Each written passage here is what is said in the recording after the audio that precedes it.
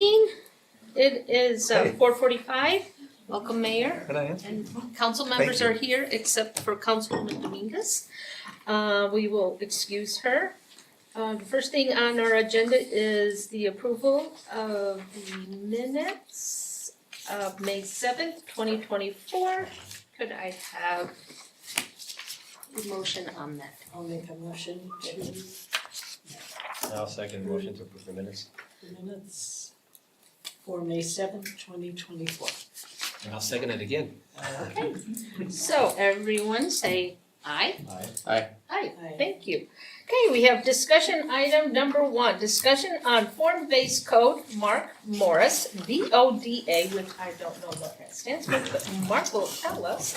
Landscape and Planning, and Zachary Smallwood is presenting, and you have 45 minutes. Awesome. I'm not really presenting, I'm just here to help answer Moral questions. support. Moral support, yes. Well, I can kind of do a quick introduction. So, this is Mark Morris, he's with VODA, Landscape and Design, Okay. or Landscape and Planning, yes. And he is the firm we selected through the RFP, to do the form-based code. So, as promised, we want to get in front of you guys as often and as we can, so that you guys are aware of what's going on and how the progress is going. So I'll let Mark take it over from here. We're gonna do kind of a frequently asked questions of form-based codes. So yeah, I'll turn it over to Mark. Okay, thanks, Zach. It's great to be here. Appreciate the time to talk through some form-based code. Like Zach mentioned, our intent during this project is to come in front of you as frequently as we can to make sure that you're feeling comfortable and up to date on the form-based code as it develops. A form-based code is very much like learning a new language, and so we don't expect that to happen quickly, but we want to make sure that you understand the basics. So when the day comes that we propose a code to adopt, you feel very comfortable and that you understand the fundamentals. So, like Zach mentioned, I am principal of a firm called VODA. VODA means water. We can get into that later, but we do a lot of landscape architecture work, a lot of planning work. My team is composed of designers and community planners. We worked with Murray in 2019 into 2020 on the Fashion Place West small area plan a few years ago, which was really focused around that track station near Fashion Place. Didn't Elise present to us there? Annalise? Yeah, on She did. yeah, she I did. kept thinking she looked familiar. Yeah, and Annalise worked for Midvale City for several years with a redevelopment agency, so you may have That's how. cross paths with her. In recent years, we've been doing a good deal of form-based code work in cities across the Wasatch Front. In Davis County, a few here in Salt Lake County. Some of them have been in place for several years, and some of them we're working on Cottonwood Heights. We're hoping they'll adopt next month. So there are a lot of cities that are looking at form-based codes for a lot of reasons. And I think tonight we just want to kind of talk through, what happens next and kind of get some of those questions answered. We've also teamed on this project with Downtown Redevelopment Services, Ben Levenger and his team that recently completed the Downtown Strategic Plan that I think you adopted last month. Yep. So quite recently. So you'll see Ben as well as part of this project. So I know you have talked about form-based code to get to this point at least, and so some of these questions you may know the answer to. If you have questions as we go along, by all means, let's talk through those as we go. The fundamental of form-based code is it's a different way to regulate development in a city. They're really designed to focus on the physical form of the neighborhood as opposed to use. I'm sure you're all very used to discussion of use. Is it residential? Is it commercial? Is it industrial? Form-based code really takes use and puts that in the back seat. And the thing that is really driving the discussion is the form of the development, as the name implies. The intent with updating a form-based code, a lot of times when we're working on a form-based code, especially among the general public, if you're changing that code, there's a perception that there's a master plan, there's a developer who's coming in and doing all of this all at once. That is rarely what happens with a form-based code. Really, the intent is that this happens incrementally when a property owner comes to the city and wants to redevelop. That's when the form-based code would really be expressed. The traditional way of regulating development is really focused on use, as I mentioned. With a form-based code, what we're trying to do is look at the goals of a community and really bake the goals of the community into that code. A use-based approach, it's a lot more challenging to get outcomes that cities and communities really like. There's a lot of conflict over that. And so with form-based code, the intent is really to look at, okay, how is this going to support those community goals, giving property owners a lot of flexibility on some things and providing a lot of guidance on others. So is there a question or? No. No? Okay. Good. Great. So one question that often comes up, how does a form-based code benefit property owners? What it does is it gives greater flexibility by permitting a more diverse range of uses and forms, and coordinating those physical forms while giving more flexibility on use, as you'll see as we go through this, is really the heart of that. Where currently you have to control use very strictly because that's the way the city has power to control, giving a little bit more flexibility there while providing more guidance on how the development looks. That's really the core of it. With a form-based code, currently you have what you would say is a non-conforming use. Because it's a form-based code, really it's just classified as non-conforming because the use is not the focus. That typically, you will have a lot of property owners that would be in that non-conforming category. Really, that would have no impact on them unless they are trying to add on or change what's going on their property in a significant way. And we'll get into some of what those triggers are in the future. Again, this really doesn't impact existing businesses or properties that are here today. It's really when someone comes in and says, okay, I want to redevelop, what are the things that I need to know as far as the city's regulations go. Form-based code is, So let me ask you a question. yeah, first of all, The city can then set the trigger for those then, right? Correct. Okay, Yeah. so they can go very light trigger or a very heavy trigger depending on what they want the future to be. Exactly. Exactly.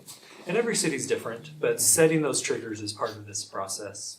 Every city has certain things that I would say are pinch points or common points of conflict. Yeah. And so those triggers will calibrate those exactly to where you want them to be. You don't want them to be super strict, but also you want to make sure that, if things are changing dramatically, that some of these regulations would then be triggered. Maybe. Of course. The creation of a form-based code is really a process like this where you're involving staff, property owners, the community to put together a form-based code and work through how that implementation would happen. The types of outreach that we'll do during this process we're still working on that with Zach. But at the base of it, we're pulling goals and objectives from existing planning documents. So this is not a visioning process. We're not starting with a blank page to say, okay, what do we want this place to be? We're really saying, what are the things that are currently on the books for the city and how do we implement those as part of this code process? Which cities in Utah currently use form-based code? This is a type of code that's being used in a lot of cities. These are just a few across the state that are currently using form-based code. Salt Lake City has the oldest. We've been involved with Farmington and the implementation of theirs since 2008. Every city is different, and so a form-based code is really not something you can pick up from another city and apply it to another. It's very context specific. So when we're looking at different cities, we really start with a process to calibrate the code. Every city has different goals and objectives. Most of these cities are in a similar place where their form-based code is based on redevelopment of existing parts of the city. Farmington is probably unique on everyone on this list that their form-based code was really applied to greenfield development around the Front Runner Station when it was built. The rest of these, I'd say, are similar to Murray in that we're looking at commercial areas for the most part that are going to be redeveloped. Very rarely would a form-based code be applied to a single-family neighborhood that's already been built or anything that's really residential in character. Those are parts of the city that really change very, very infrequently. So How long has form-based code been around? the first form-based codes were probably developed around 25 years ago, about 1999 or 2000.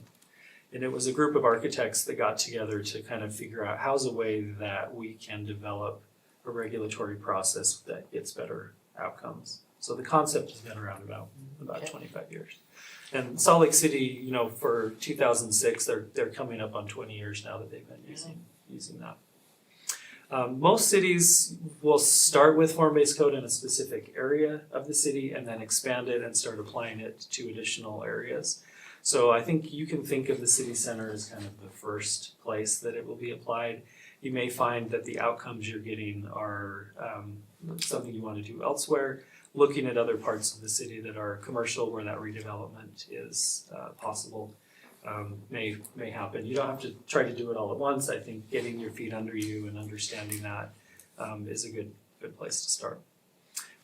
Once the form-based code is done, it's not like it's in concrete, it can never be changed. I would say every city on this list has revisited their form-based code and made modifications. So you always do your best to create a code that will be effective, but there's always something in there that you have to return to and make small adjustments. So as part of this process, we'll coordinate with these other cities. It's always good to get input from those who are a few years down the road with the form-based code to see what those issues have been. Most recently, we helped Sunset City adopt a form-based code in December of last year. As I mentioned, Cottonwood Heights is at the tail end of a process for some form-based code along Fort Union Boulevard. How Yeah. long have some of these processes taken? Sunset project, we started it in April and ended in December. So that one was a pretty quick process. I know this one we're going for a quick Record timeline. time? Yeah, and so that I think is really about decision making. How quickly can we make decisions, helping you, the planning commission, everyone feel comfortable with moving forward. So that's, our role is really to give you something to respond to. So Cottonwood Heights is they're on the slow boat. We've been working on that one about 2 years and with sort of peaks and valleys of involvement from the city. So that one's far slower than most, I would say.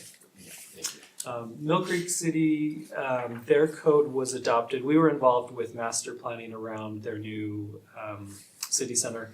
If you're familiar with Mill Creek City, they incorporated about 5 or 6 years ago and did not have any type of city center. That process, we did not develop the form-based code, but we developed a master plan that informed that form-based code. So that one is being implemented as we speak. Midvale City, we worked on a small area plan around their main street. After that small area plan was completed, then we helped them get a form-based code together. So all the development that you see on their main street is a result of, or is being guided by form-based code. So, Have any of these not been successful in redevelopment? South Salt Lake City, they have a couple parts of their city that they've applied form-based code to. They are currently in the process of significantly altering or cutting back one around their city center area. That's not one that we were involved with, but they had decided that they wanted to kind of alter that drastically. So what were some of the holdups that made it so it wasn't effective? Sure. I spoke to their planning director last year when we were kind of seeing who was doing form-based code. Their feedback was that it wasn't specific enough. It didn't have the kind of structure that they needed, and it resulted in a lot of kind of frustration on both sides, from the city and from the developer. So they still have other areas along the S-Line corridor that they're using form-based code, but their city center, it sounds like they're trying to get out of that. So, but for the rest of these, I'd say they're all currently using form-based code like I said, get better outcomes than they may have otherwise. So I mentioned conventional zoning, what we'll call kind of current land use zoning conventional. There on the left, you can see there are certain things that control conventional zoning, but it doesn't really look at the form of the development much. And we'll get into that, kind of how to distinguish those. But really the focus on the physical form, where the buildings are located, how they address the street, how they create a better sense of place, as opposed to, okay, just plop a building in the middle, surround it with parking and call it a day. That's what you're probably seeing a lot of. That when you don't have something built into city code to regulate that, that's really hard to try to pull that out of a property owner when it's not spelled out in a clear, cohesive way. This graphic you see on the bottom right here, this is Midvale's Main Street. They had several existing historic buildings on the main street. They wanted to make sure that infill development really supported that, the kind of development pattern that they had on their main street. So like I mentioned, each form-based code, you look at the context of a place in order to really set those parameters of how that development will play out. This is a lot of information, you don't need to read all of this, but what we're trying to do here is distinguish between form and style. So on the left, we have parameters that would relate to form. So when we talk about form, we're talking about what are the setbacks of the building from the street, what are the heights of the buildings of the development, what type of roof, where are the occupied versus unoccupied spaces. Uses are really regulated by ground floor use versus upper floor uses. And like I mentioned, when we get into that, it's a pretty flexible approach where a property owner can really use, okay, here are the things that are successful in 2024. Those really guiding those types of decisions. So building facade articulation, transparency, these are all things that relate to the form of a development. So on the right, we've got style.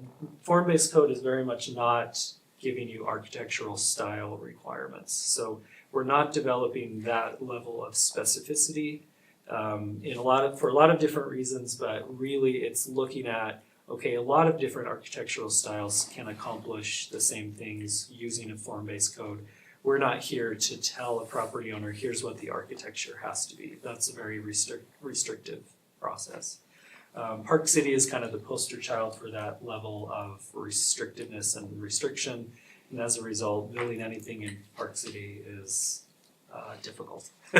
So what we're trying to do is make something that is flexible enough that Murray will get in the city center the types of developments that'll help you accomplish your goals, but allow enough flexibility that the type of architectural style is not strictly regulated. So as we go through this, we'll get into a little bit more of how form accomplishes the things we want without becoming more restrictive. Building materials and all of those things are part of the discussion, but it's not saying, here's a paint color, here's the type of brick you have to use. Really with form-based code, we're focusing on what are the decisions that are really difficult to change. If a building is placed strangely on a site or it's in a location that's challenging to reuse, that's a big decision. If you don't like the paint color or you don't like the type of brick, that's something that can be changed relatively easily. So what we're trying to do, you see historic streets across the state.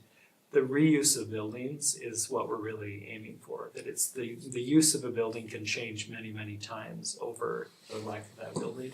So focusing on the things that are hard to change. Okay. As I mentioned, the codification of community goals, the first step in this process is really to pull goals from existing documents.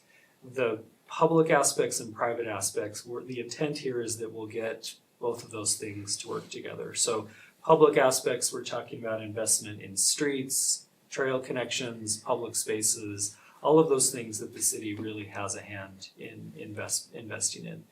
Making sure that those coordinate with private development. So when private development comes along, those two things are working together.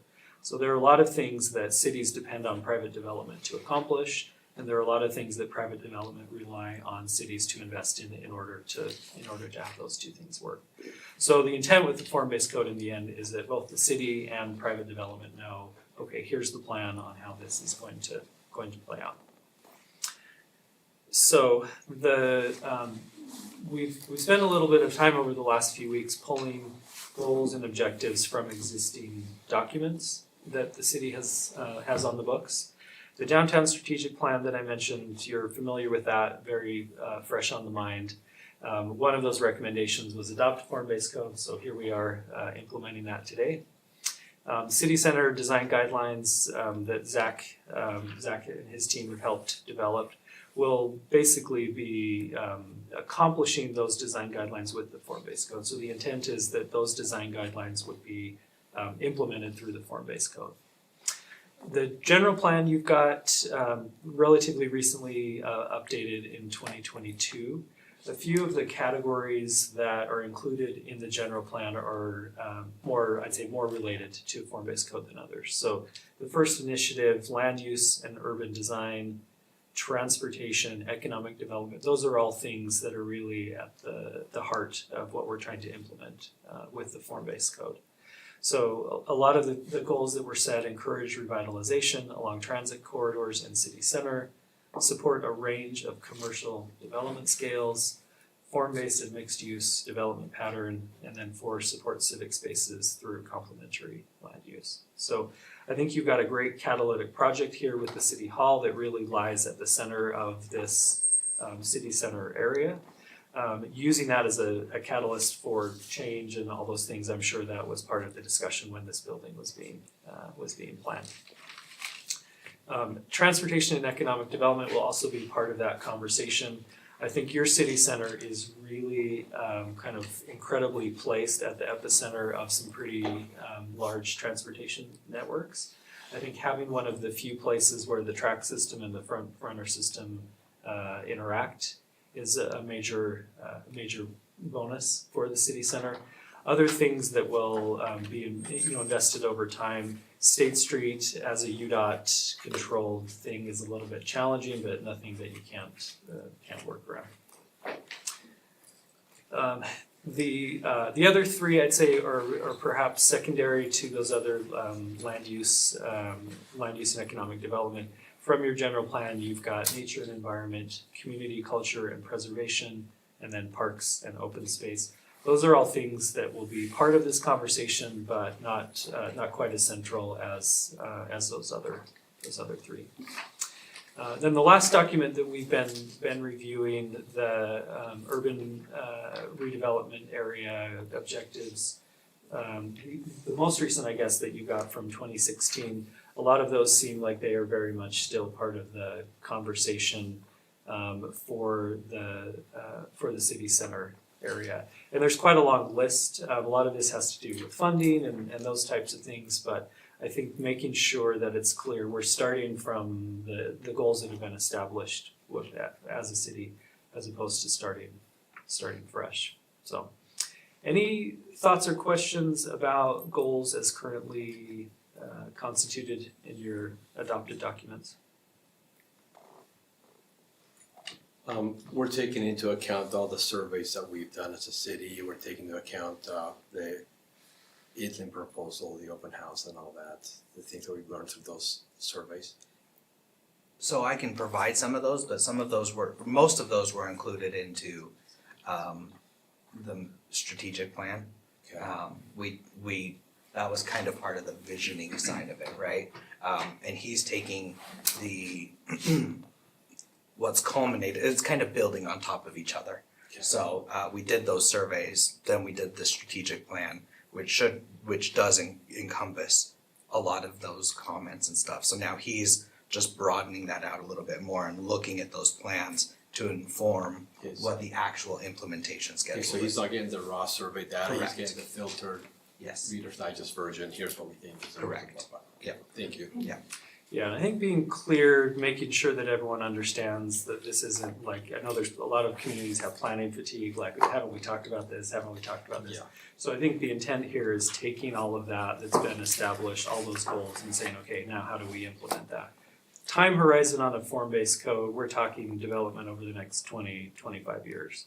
So when your constituents are asking you, again, there's gonna be a perception that there's some master plan or thing for the entire area, which is not the case. Again, it's incremental over time as properties redevelop. Yeah, yeah. Okay. The coordination of physical form, that's really where we begin during this process. The next time we come back to talk, we'll have some proposed approaches to that. As I mentioned, it's that coordination of what are the plans as far as investments in public infrastructure, roadways, public spaces, and then how do we make sure that future development supports those goals.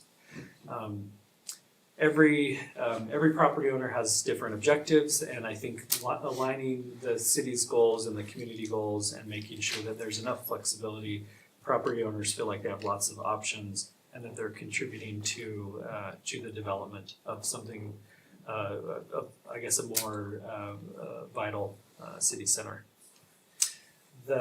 I've got just a couple quick case studies. I mentioned Midvale's Main Street. If you're familiar with Midvale Main Street, this kind of red area down the center, that's the historic Main Street. This project was really looking at how do we expand what's perceived of as the Main Street neighborhood in Midvale.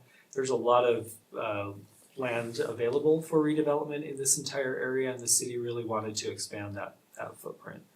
I'd say outside of the cities, kind of around the center of the valley, most people don't really know where Midvale's Main Street is. And for those of us who've been there, like, it really has a lot of potential. It's very charming. There's a lot of things happening there. So looking at that form-based code and aligning, making sure that when redevelopment comes in, it's not fundamentally changing what is going on in those places. So like I mentioned, the implementation of those community goals is really the jumping off point. Creating more walkable places, creating more community-focused places. We all have, every city has development pressure, and figuring out how are we going to accommodate that, but in a way that is going to add to a sense of community and a sense of place. The last case study that I'll mention, Bountiful, this was not a form-based code we developed, but it's kind of a similar setup where they had some historic Main Street elements and they wanted new development as it came in to kind of fit in with the sense of that place. They had a little bit more in the way of design standards, but again, over the last several years, they've had quite a bit of redevelopment in their Main Street area to great effect. Last thing that we'll talk about, this is kind of, we'll say, the tree of decision making when it comes to form-based code. We start up at the top with place types, and as we get into more and more detail, we get into more specific decisions as far as building types and street types and open space types. Where we really begin is establishment of a place type. So a form-based code is a type of regulation that can apply to a lot of different places. And so establishing the type of place that we're developing is really that first step. So you can see this is kind of a range of development intensity. Metropolitan center is really like a place like downtown Salt Lake or downtown Ogden, downtown Provo. What we're really starting with is the second one there, city center, which would be kind of at the scale that something like Murray City Center would be. Usually a city center category is classified by significant roadways like State Street and 4800 and Vine. Those are really major thoroughfares through the city. The level of transit service that your city center has, those are all things that indicate that category. And also the level of kind of economic, what can be supported as far as economic development goes. One of the things that we were sort of pulling from the discussion at the Fashion Place West small area plan was the desire to have more job centers in Murray, in places that wouldn't be, the Fashion Place Mall really is focused on a specific job type where you've got a lot of retail not a lot of, I'd say jobs that would be in like an office park or something like that. So I think you've got a lot of potential as far as economic development goes within the city center area, let alone the other parts of the city. But that really is where we're kind of beginning to say, okay, this is a city center category. The one just a step down, town center, is usually something that's applied to suburban communities that don't have a historic center. So when you're looking at places like Mill Creek, Holiday, places that really didn't have that sort of thing, South Jordan, West Jordan, these are all cities that are kind of trying to create that type of center. Where you have a city center that really has been a center of activity for, we'll say, 100+ years, that really tells us that the city center category is kind of where we would jump off. I have a question, Mark. Sure. All the cities listed on there, none of them seem to have the challenge we have of a state highway running through the middle of it, Indeed. aka State Street, right? Yeah. How do we make downtown more walkable with that, river running through the middle of the Sure. city? Yeah, we will definitely discuss that. Sunset that we just worked with, they had, their main street was or is a UDOT highway. Okay. They had an added challenge that UDOT was cutting through their city perpendicularly with another very large highway.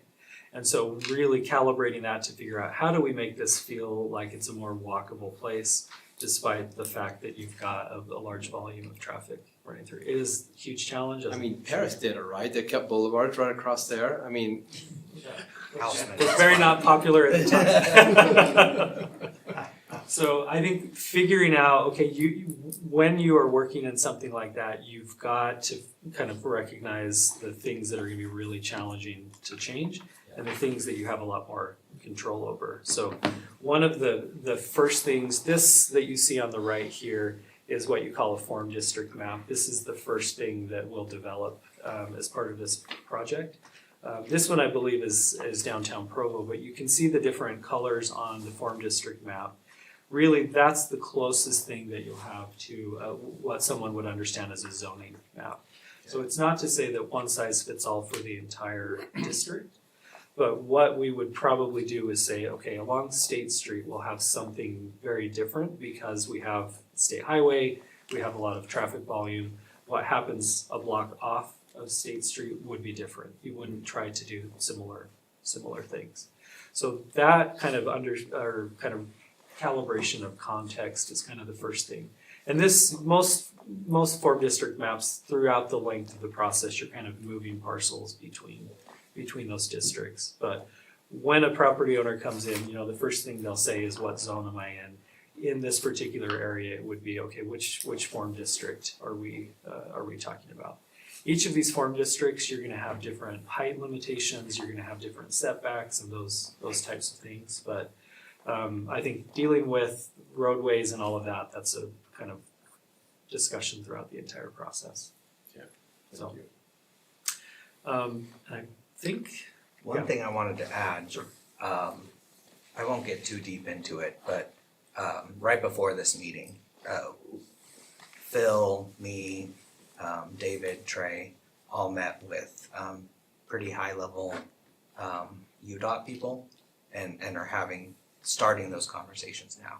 We've told them where our priorities are when it comes to things we'd like to see, and State Street came up. And they cautiously seem willing to have more of those conversations about, not necessarily, we still have to understand that their number one priority is moving traffic, but how might we, improve some of those connections and stuff. It was a very, very good conversation. And I think they're trying to be more willing to work with cities on some stuff. So I think we're on a good trajectory with them. So you pillage GTA of their rising star, bring them over here, and then you go over there and say, give us more? Absolutely, love it. Keep it up. It's my goal. You have our support. Taking the best and brightest and bringing it over here.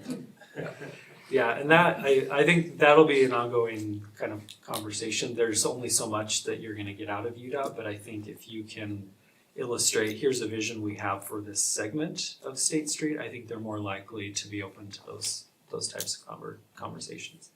They're rebuilding a little segment of State Street just south of downtown Salt Lake, which was a process that probably took 5 years of conversations, but they are changing a little bit of the urban design there to create more walkability and slower traffic speeds. South Salt Lake or where's that? Salt Lake City. Salt Lake City. Yeah, it's from about probably 5th South to about 9th South. They're doing a little bit of a urban design refresh. Just don't touch Don Rafa tacos there on 8th. It's always about Been going there tacos. for 25 years, come on. How long do you anticipate this taking? Our goal is to be done by December. It's an ambitious goal, but I think we can get there. We're trying to move pretty quickly through the process. So as of today, December is our goal to come back with something that you can adopt. And will you meet with us to let us know where you are in the process? Sure, absolutely. Yeah, we'd like to come back as frequently as possible, just to update the council. We'll also be meeting with planning commission to make sure they understand kind of the decisions that we need to make and all that. So. And the last thing, we've got just a few images of the type of development we're talking about. I think you've got the city center area has great bones, and what we want to do is build on that. I think with the construction of City Hall, you've got some nice large civic spaces. How do we develop around it to kind of activate the spaces that you've got? And that is the end. I kept it under 45 minutes. Perfect. Thank you for paying attention. Like I mentioned, this is learning a new language, and we don't expect you to have all the answers immediately, but we want to make sure that you feel up to date on the decisions that are being made and that you've got a good feedback loop on the things you'd like to see as we move forward. Mark, I'm a slow learner. Any chance we can get a copy of this presentation so we can just review it and Absolutely. relearn the things? Yeah, I have You it, get I that? can email it to you. Perfect, thank you. It's gonna cost you down. Yep. The taco. Yeah. Yeah, any last questions? Okay, thank you. Thank you. Cool. Okay, thank you. Okay, our next discussion item is number 2 on an ordinance amending the general plan from general commercial to high density residential and amends the zoning map from CDD, commercial development, to R-M-20, multiple family high density residential for the property located at 5425 South Vine Street.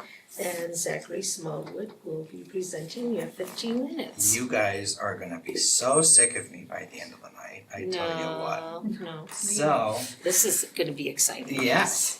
So, like you'd mentioned, this is a request from Brad Reynolds to change the general plan from commercial development to high density residential and CD to RM20. So, on the screen here is a picture of pretty close to what the site looks like right now. Yeah, burned. So it is about 3.5 acres. Don't read what's on your screen because that's wrong. And it's not a request for an event center. I don't know why that's there. Sorry. So yeah, just showing here, this is what it's currently zoned. Yeah, just don't. Just Just ignore all that. So, Darn it. yeah, this is the general plan, so you can see the general commercial. So one commissioner asked about this little square. Don't worry about it. It was a mess up in the GIS when they drew it. So they just have to amend it. It's not part of it's in this orange section, this high density section. It's not in that. That's Stillwater area? Yeah, Stillwater, yep. So general commercial, again, is largely for large retail destinations with high visibility, like 9th East and State Street, 53rd, 45th, we have a lot of those, the CD zone, it's for that really high visibility. And largely big box shopping centers, things like that, that's what it's typically been used for. We don't feel that, this location really fits that. It literally faces a graveyard. So you are, you don't have a lot of high visibility, I mean, unless you think maybe ghosts. So, I don't know. And, so there's not a lot of high visibility here, so we felt that the change in the zoning is appropriate. You're not gonna get a large commercial user on 3.5 acres in this location, it just doesn't seem feasible. So we found that the RM20 is directly below it, which it has a base density of 17 units per acre. If that's not, yeah. Overall, it's not as high as what the RM20 would be, like the 20 units per acre, which a lot of people think that's what it is, but it's really 17. Higher density residential, this allows for a mix of housing types, primarily multi-dwelling structures. Single family might be mixed in, and that's typically what Brad Reynolds develops, are attached single family units, which are known as townhomes. So that's what Brad Reynolds is known for. He builds single family attached units, and that's what he proposes to do here as well. Obviously, in front of you guys, we don't show any proposed concept plans or anything like that. Oh, yeah. Because, you know, things can change, so you guys have to take the whole zone as it is. But his work is phenomenal. Yeah, I won't go over a lot of this, most of this is for the, more the public hearing, since I'm down on, you know, just 15 minutes. So Planning Commission held a public hearing on May 2nd. 48 notices were sent out to neighboring property owners. There was not a soul in that room, except for Brad Reynolds. And so no comments were made either via email or in person. And the Planning Commission voted 7-0 to 4 to positive recommendation for both applications. So that's what we're here before you guys with, is we're and the Planning Commission are making the recommendation for approval. So, questions? The 48 notices that were sent, did they include commercial neighbors or just residential neighbors? It's so we send it to the property owners, The so property it would be the both residential and commercial. Okay, and how wide of an area? For that one, it would have been 500 feet. 500 feet. Yep. Usually 300, right? So it ranges, depending on the acreage. It's between 300 and 500. And nobody spoke up saying yay or nay on that. Right, yeah. Nobody came out. Typically, when you're gonna have a lot less people come out and say yay, people are busy with their own lives. They don't wanna come to a public meeting just to say, yeah, we like this. And this is also posted for the Planning Commission as a public notice. Oh, yeah, yep. So it was listed on the Utah Public Notice website, Okay. Which people can sign up for. I'm signed up to a few. And yeah, on our website and sent out to neighbors. Okay. So there's been plenty of opportunities so far to hear from the public and property owners around this zoning change proposal. Definitely. This is my district and I've heard nothing. You've heard nothing from it. No, it'll be so nice to get something in there. I mean, it's The just. people west of it they're really quiet. They're very quiet. Oh, yeah. No rumblings? They're quiet, they're good, and they're just get on. I've heard from 3 of my residents on this one. They read the public notice on it. They're concerned about changing commercial to high density housing. The high density, those are big capital letters, swear words in my district. So true. Yeah. So help me understand Sure. a little better why this is not really high density as we think of, but more of a medium density. Definitely. So, you know, Murray City, this zoning code is very old. And back in the 80s and 90s, maybe even 70s, when we had these ordinances kind of written, higher density could have been seen as 25, 20 units per acre. Today, we have 3 zones that are up in the 100 units per acre area. We have a housing shortage in this entire state and exacerbated in the county. I don't see even up to anything from RM 25 units per acre and below. I don't see that as high density anymore at this point in this valley. That has really come to be about medium density in this valley. Especially along what you call an inner ring suburb. So that's typically, inner ring suburb really comes out with like 215 in, is what you'll typically see. So even though it states high density multifamily here, I really don't see it as high density. And again, I know some of the fear is apartments. And you know, I could see that on some things. Again, I would just say, you know, the caliber of this applicant, the reputation this applicant has in the city, should provide some. What's the height on the density? Oh gee, You had it on one of the slides. I did. Oh, I did. Thank you. Look how The reason I'm asking is I can't remember what it is. Yeah. up to 40 feet. So people, 5 feet more than a single family home. so the people east, those apartments, some of those are higher. Or close. They're anyway. close. Yeah, they're very close. So it's surrounded Yeah. with. Yeah, the- and technically, that's a good point as well. And I don't remember the calculation, I think it's in the packet here.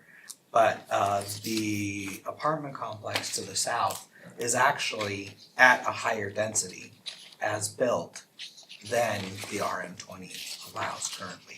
I think it's at about almost 30 units per acre, Okay. just as it's built currently.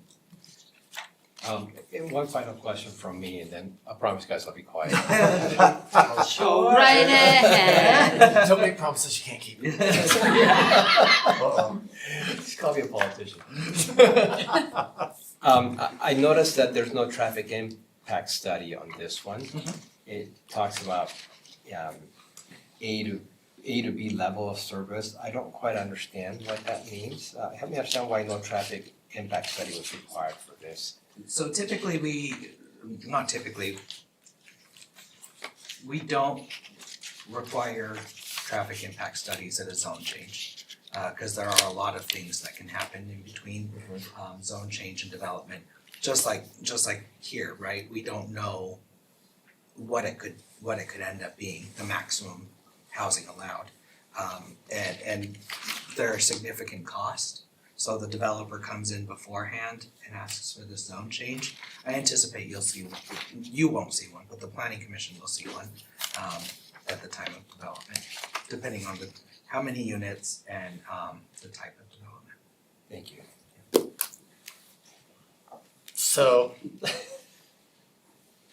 I'm gonna say it. I wonder if it should be a VMU zone. We're right next to an RDA area, creating some sort of commercial and next to it to kind of bridge right next to it rather than straight residential. I wonder if a VMU works well there. And, you know, what we've done is, Mr. Reynolds has come forward with an application for this. So that's what we're processing. So I mean, that's something to possibly have a discussion with him about. He doesn't typically develop commercial property. So if we went forward and passed it as a VMU, we've killed the deal. Potentially. That's a question for Mr. Reynolds for sure. I would. Could you put that development in a That's VMU, what I'm what he's planning on? Not without a commercial component. It has to Yeah, be. it has to have a commercial Okay. component.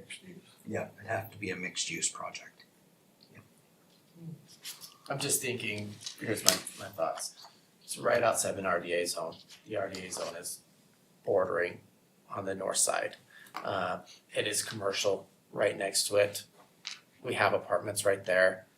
It kind of naturally already does both. A VMU, like, kind of fits both of them, but not like gonna die on the hill of this one, but it is an idea I've had.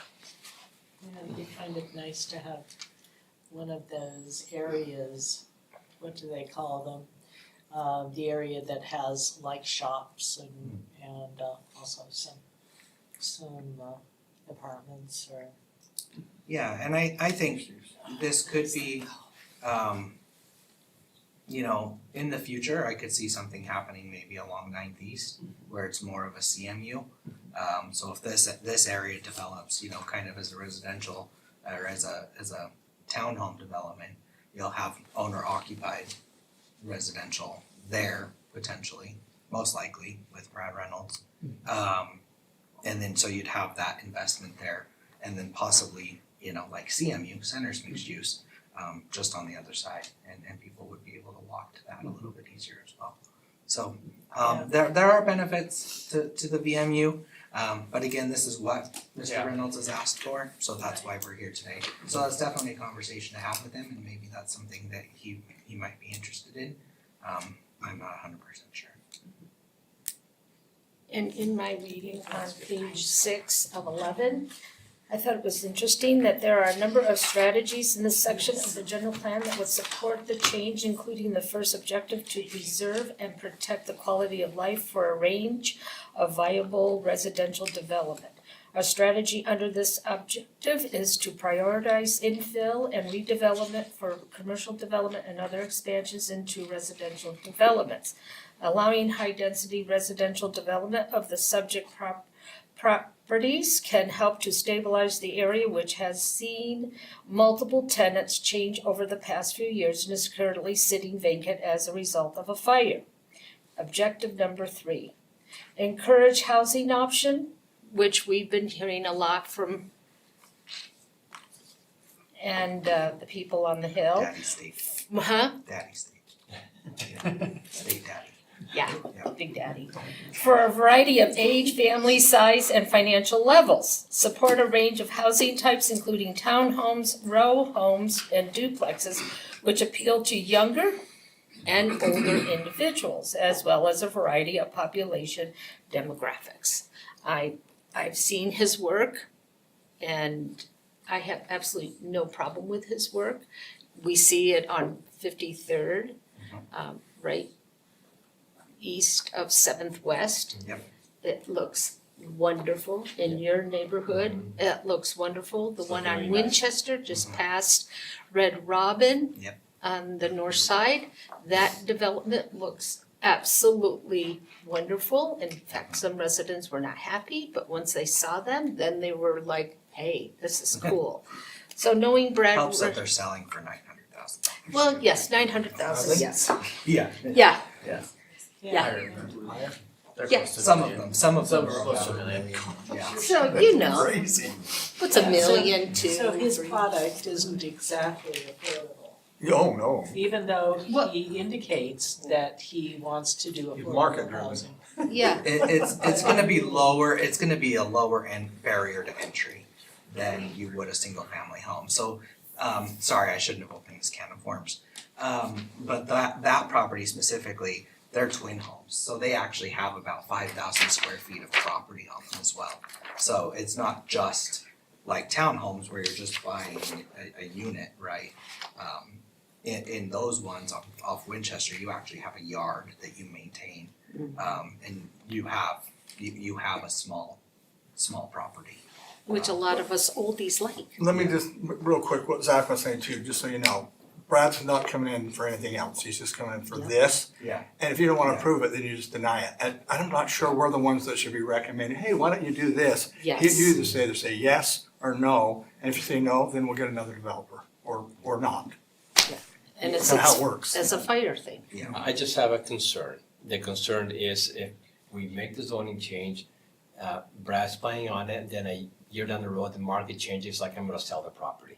And now he sells it and the next person says, I'm gonna put an apartment complex there.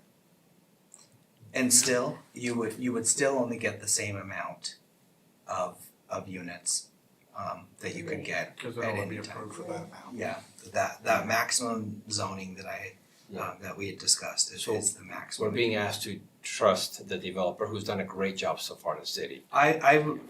You know, normally I wouldn't put trust into a developer. That sounds a lot ruder than it is meant to be. But I do have a great deal of respect and trust for Brad Reynolds. I still have that concern Oh, back for in sure, my mind. of course. Yeah, I was served on for 10 years and I had that concern for 10 years. Yeah. And Yep. you either don't do anything or you have to trust them. Yeah. And if you don't trust them, then you just don't do anything. Yeah. So, And then my other reading was on page 8 of 11, down where it says Brad Reynolds will have to create a new and work with the Salt Lake County Health Department, the owner of 788 Eastwood Oak Lane, to separate the shared 6 feet water main on Salt Lake County Health Department property. It could be done by plugging the south end of the fire hydrant T that is located on the south end of the Salt Lake County Health Department property. All parties must be in agreement on that plan. Mhm. So that is gonna have to be taken care of before it's approved No. or after? After the zoning Okay. is changed, then they go through, then they'll start working in the weeds with the utilities and stuff. Okay. Yep. That's all my questions for my reading. Thank you. Thank you. Any other questions, council? Council, okay. Thank Okay, you. thank you. We'll see you later. Yes. Okay, so now we're on to discussion number 3 on an ordinance amending the city's fiscal year 2023-2024 budget. Brenda Moore.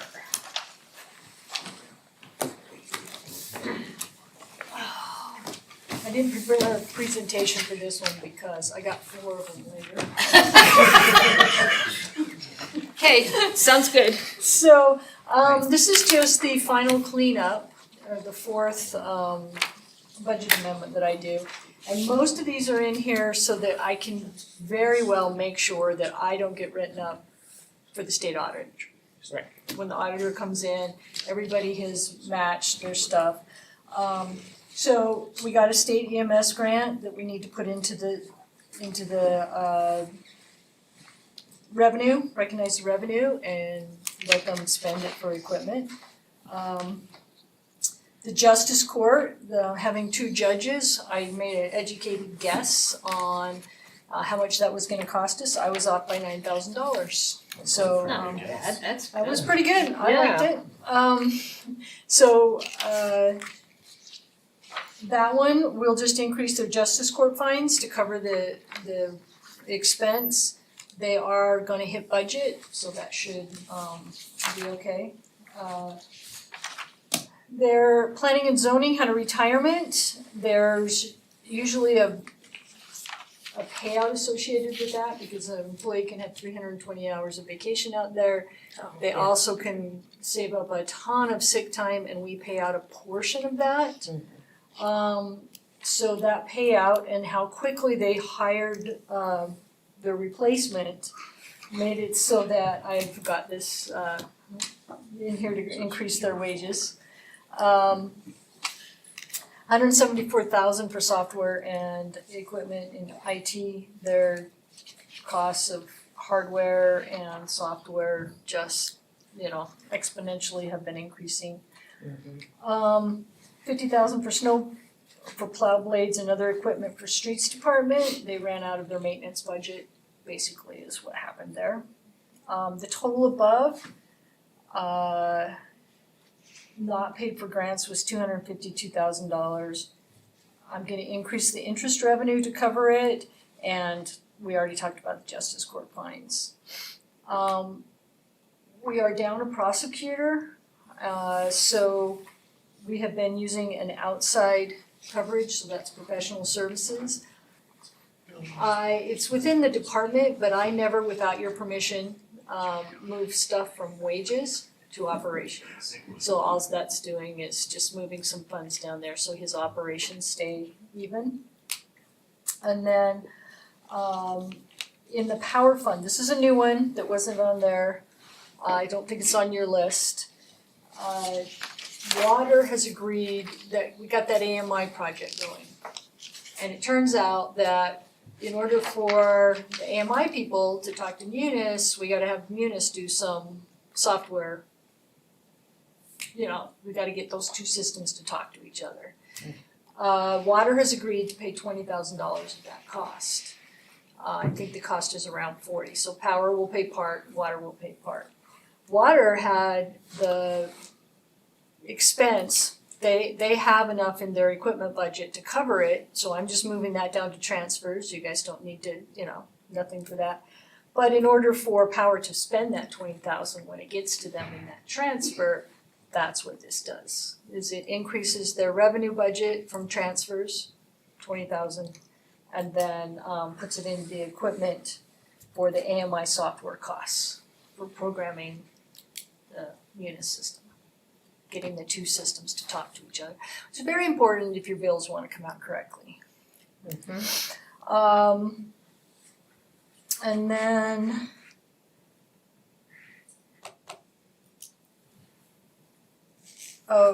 and then the other one I have in here is in the general fund and library fund. We need to receive $105,000 from a conservation grant. We're digging up their turf, and if you wanna know what's happening to that turf, I just found out Parks is using it to turf some of this stuff that they have some small patches they need to do. Dig it up, go put it someplace else, and then we'll Love that. zero Love that. That's great. So I do have in this that to receive that grant and to make those expenses because they have started that project. Some of it may not get finished by this summer. The other one in the CIP fund, we're gonna increase the revenue budget for interest by $695,000. And we're gonna allocate it for police cars, 660 in police cars, and then the equipment to go with them, an extra 35,000 for that equipment. And I went into the budget for 2025 and lowered their vehicles down, that 660. They got the dual order, I guess supply chain stuff got fixed, and the Dodges that weren't supposed to come or the Fords that weren't supposed to come until next year all got here. So So we're pulling that out of 25 then to use it. pulling it out of 25, putting it in 24 because we have it in our possession. Some of them I am told are on the out on the street already. So And those are the lovely vehicles over at Public yeah, Works, right? because they would normally get like 8 or 12 and there were double that. So, yes, and those cars, even the old Chargers, they look really nice because we take really good care of the outside. They're In the inside. the inside and the engines and stuff, they get hard use. That's why we rotate them every 7 years. Do you have any questions, anything that's? So we'll have a public hearing on this next 16? meeting. Okay. Alrighty. Is there any questions for Brenda, council? I don't have any questions. I have no questions. Okay, thank you. And we are now adjourned? Adjourned. Thank you, Brenda. 6:20.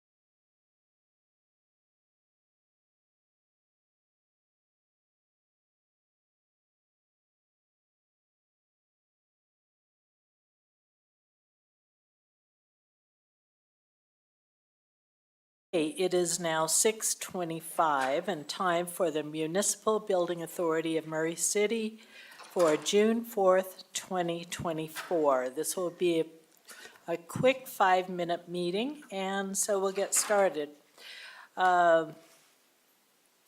Everyone's present and excused is Councilmember Dominguez. All right. First of all, we have approval of minutes. Are there any changes? If none, I would appreciate a motion. I'll motion to approve the minutes of the Municipal Building Authority for May 21st, 2024.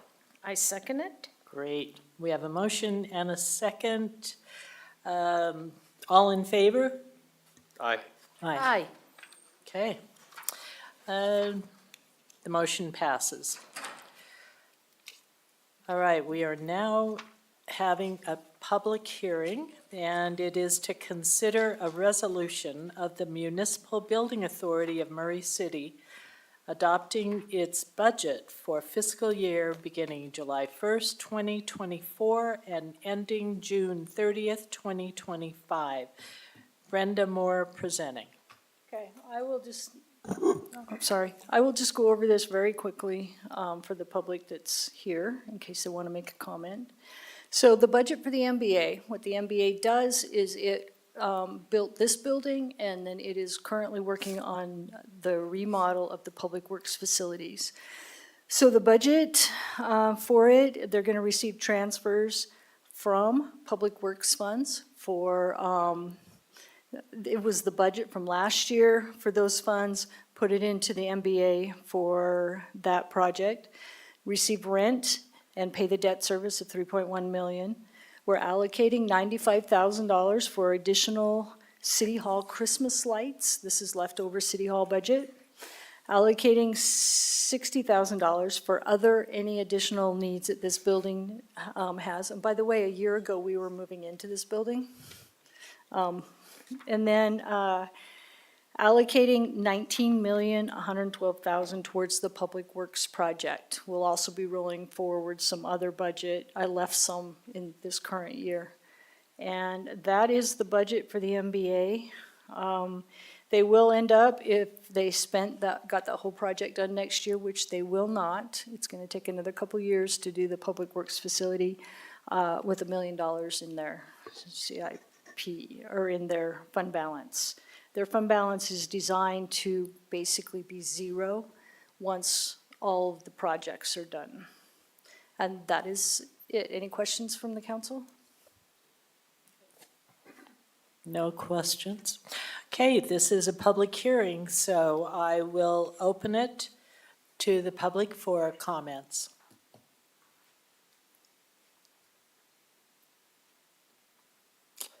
Seeing none, I will close it and send it to the council for a motion.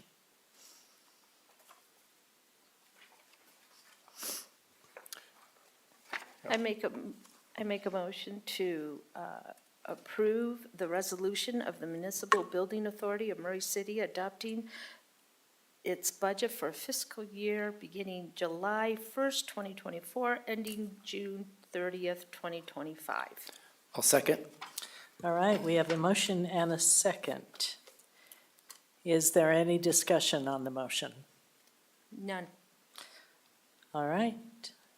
Would you please call the roll? Mr. Hawk? Aye. Mr. Pickett? Aye. Ms. Cotter? Aye. Ms. Turner? Aye. Thank you, Brooke. And that is the end of our Municipal Building Authority. We are adjourned.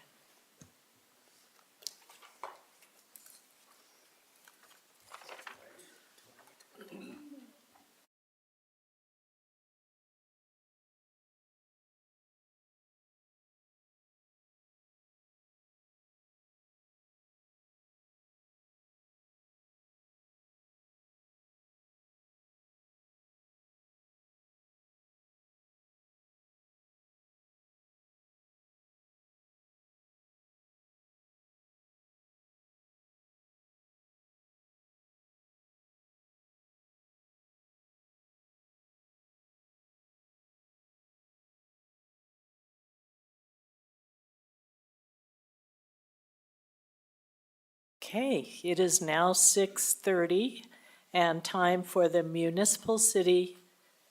Murray City Municipal Council meeting for June 4th, 2024.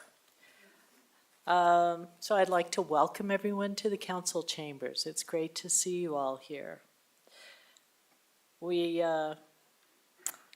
Let's see, everyone's here with the exception of Councilmember Dominguez, and she is excused. So welcome to the rest of you. Now we will have a Pledge of Allegiance, and I have asked our council member, Adam Hawk. He is going to conduct. Thank you, Adam. Please join me. I pledge allegiance to the flag of the United States of America and to the republic for which it stands, one nation under God, indivisible, with liberty and justice for all. Thanks again, Adam. I really appreciate it. That's what you get for sitting right next to me. Which I really appreciate. Okay, our first piece of business is approval of the minutes for the council meeting May 7th, 2024. I would appreciate a motion. I move that we approve the minutes of City Council meeting May 7th, 2024. I second it. Okay, it has been motioned and seconded. Is there further discussion? Any changes that you would like to have made, or? All right, seeing none, Brooke, would you call the roll? Mr. Hawk, Aye. Mr. Pickett, Aye. Ms. Cotter, Aye. Ms. Turner. Aye. Okay, we are now at special recognition, which is the introduction of the new Miss Murray, Alyssa Sullivan, and Mayor Hales will present.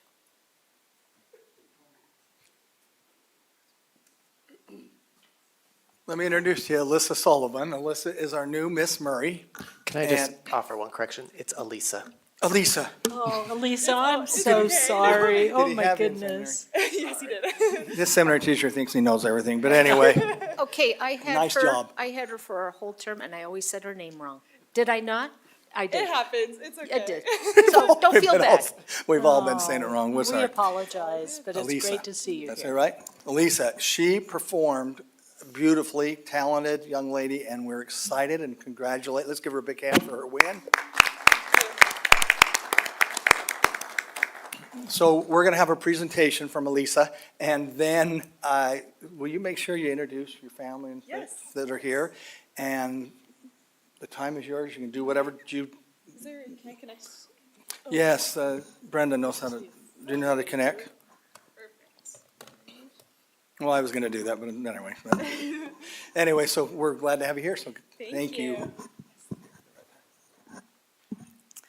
Thank you so much for this opportunity to meet with you, to introduce myself, and thank you for the support that you've given the Miss Murray program so far. Without the City Council's support, we would not be able to have this program, and I would not be able to have this opportunity to speak in front of you today.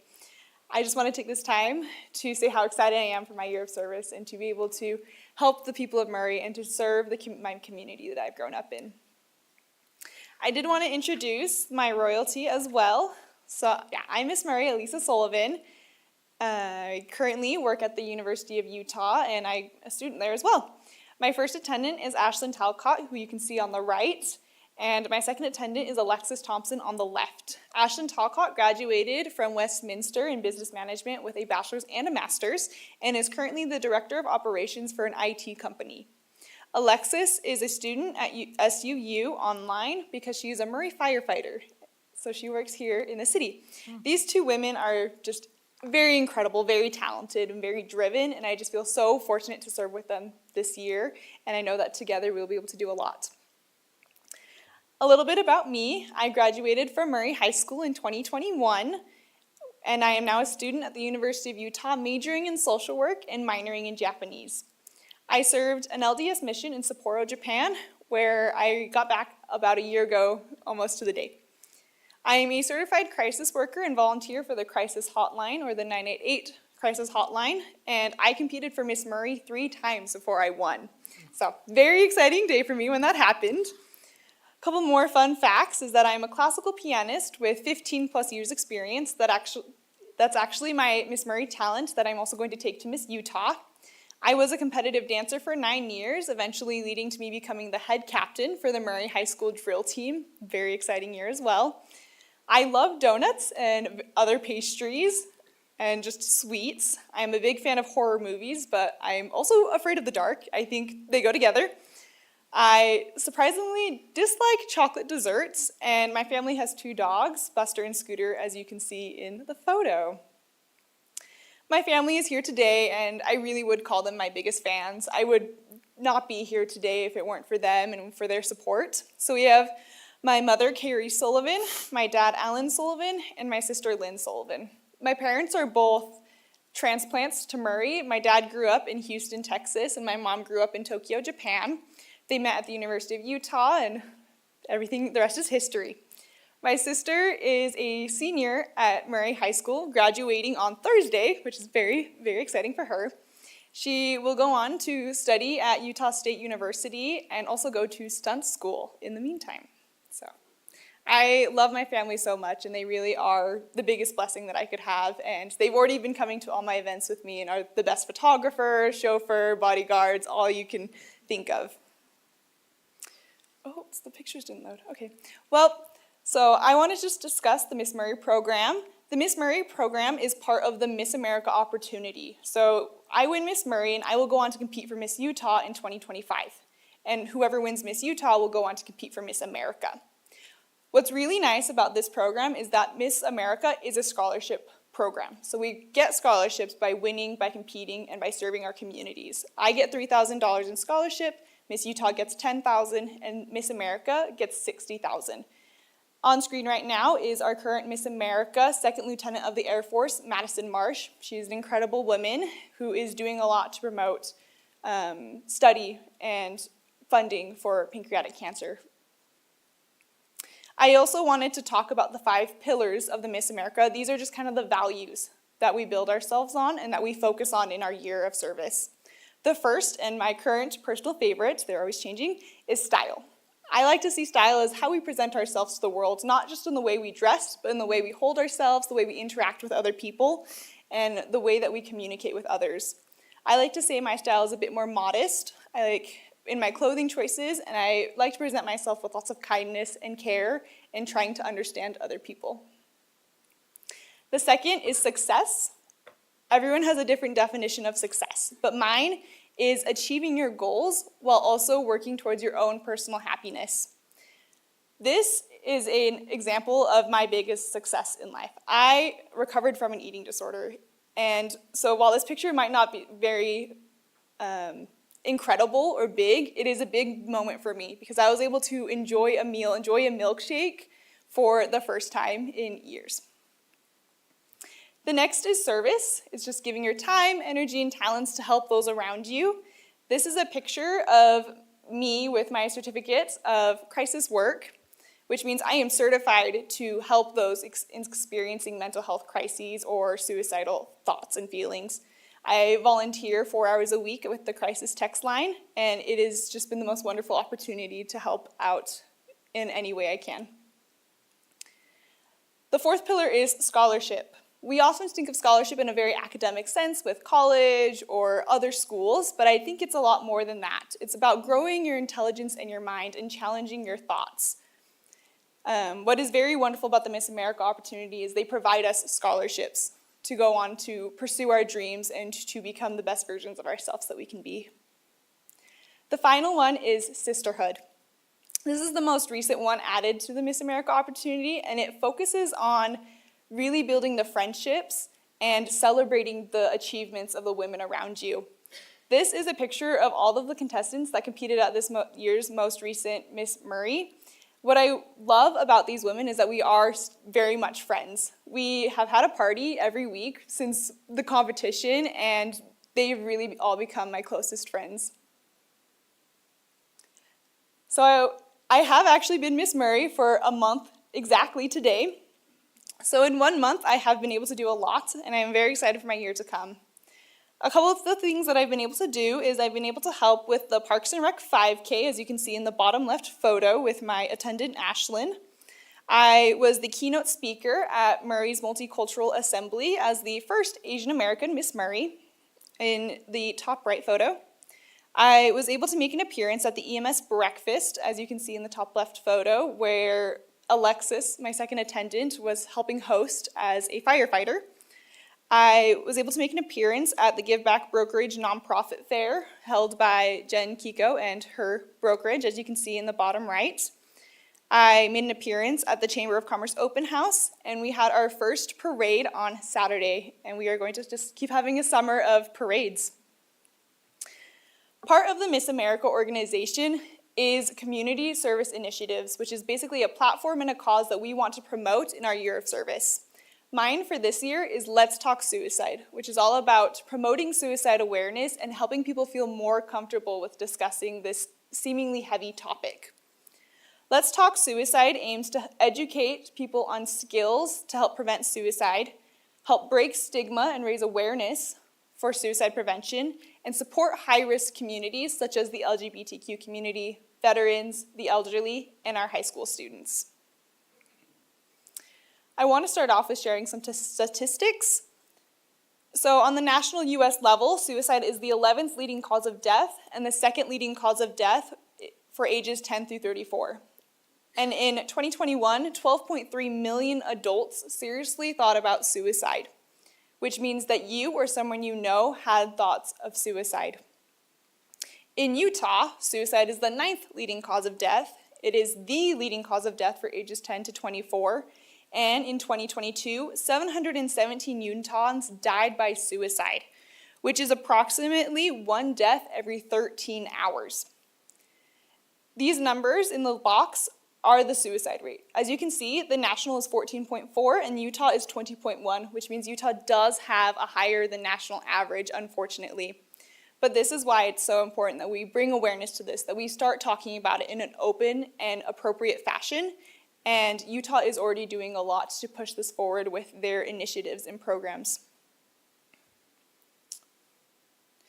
So a couple of my goals for this year is to speak to the faculty of at least 5 schools in Murray about Let's Talk Suicide. I have an educational presentation that I made with the manager of the Zero Suicide State program, Rachel Jasperson, where I talk about the skills, the signs, and the ways that we can help prevent suicide. The big things are ask, listen, refer.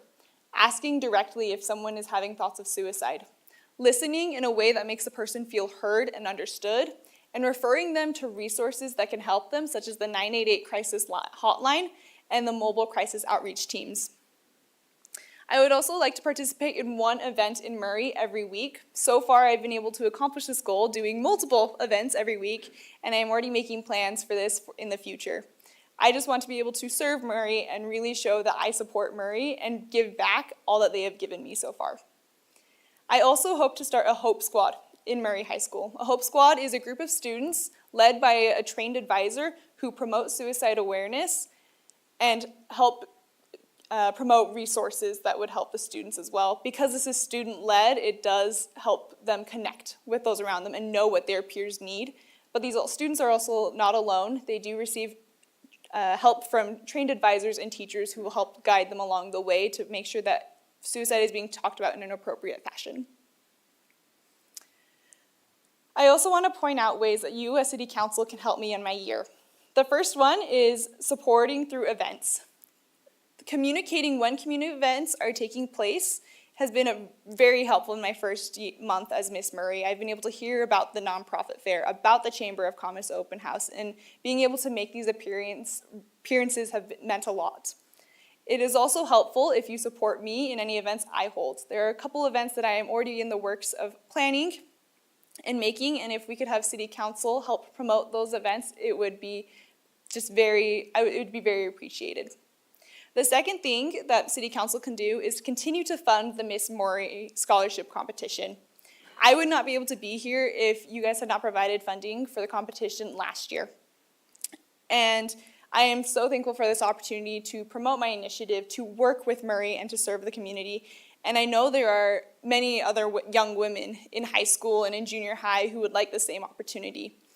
The Miss Murray Scholarship is not only a way for us to give back to the community, but is a way for us to grow and to become the best versions of ourselves possible. Before I started competing, I was really shy, kind of didn't like to make a big scene about myself, and I wasn't very confident in myself. But after competing for multiple years, I learned how to speak very confidently in front of a crowd like this and to really be sure of myself and in what I am doing. And so to continue funding this program would mean more girls would also receive this growth. I want to end with a quote that kind of sums up my community service initiative by author Loretta Gerzartis. If someone listens or stretches out a hand or whispers a word of encouragement or attempts to understand a lonely person, extraordinary things begin to happen. That's what Let's Talk Suicide is about. When we reach out to those in need, when we really connect with people, we can make sure that they feel noticed and loved and that we do need them here. Thank you so much for your time and for your continued support of the Miss Murray Scholarship Organization. I want to say I'm very excited for my year of service and to be able to work with City Council as we do many activities in Murray and as I continue to promote Let's Talk Suicide. If you have any questions, you're welcome to ask. If anyone wants to start. Are there any questions for Elisa? No, but Okay. what a lovely person you are to represent us, and we Thank you so really much. appreciate it. So congratulations. Thank you. And we'll do everything we can to help. Perfect. Thank you so much for your time.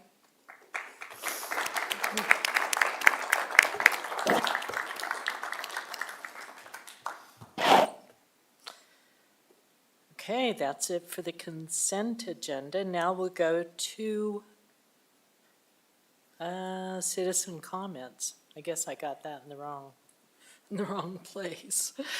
So right now we will do citizen comments, and this is for citizens to address the council. We have some public hearings that you can address us at that time, but this is just for issues that don't include those public hearings. So anyone who would like to come and address the council, now's your time.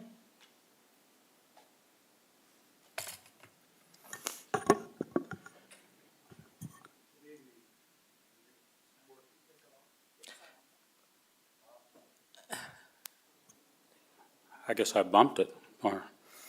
Good evening, I'm Hal Luke, a Murray resident and a advisory board member of the Murray Active Aging Center, also known as the Murray Senior Recreation Center. As I understand, monthly you receive some cold, hard stats and figures about the center. I would like to share an event which I feel helps show you how a positive asset the center is for the city. On May 21st, 8 senior citizens were fitted for their cars.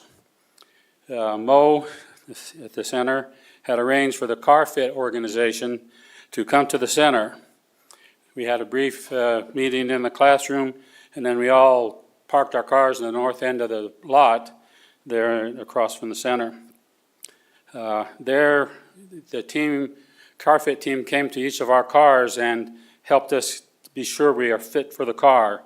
This included being sure that our seat belts and our head restraints were in the right position for us, that we could have the mirrors positioned right so we could see around, and so we could see the dashboard as well as see over it. So very helpful information. Why is Car Fit important? A proper fit for one's car has greatly increased not only the driver's safety but also the safety of others. As an add-on while we were there, they presented us with the Department of Transportation Yellow Dot program.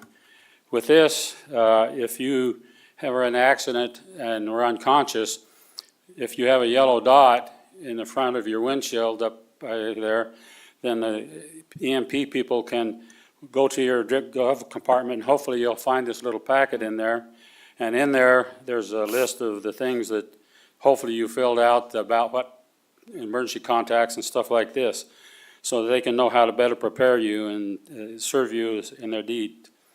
So on May 21st, the center staff and the CarFit people team helped some old folks become better citizen drivers. I thank you for allowing me to update you on your investment in the Murray Active Senior Center. Thank you. Thank you, Hal.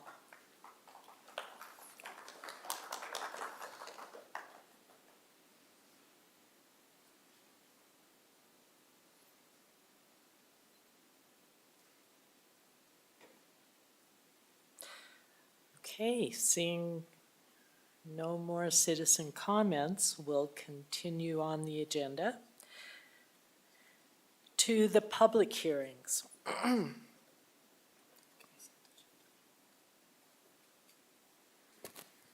Oh, okay, right. Thank you, Adam. Okay, now we are at the consent agenda, and Mayor Hales will be presenting. And first is to consider confirmation of the mayor's appointment of Jessica Benson to the Arts Advisory Board for a term of from June 2024 to February 2025. There you are. Yeah, I snuck over. Jessica, will you come on up? Very with- good. Thank you.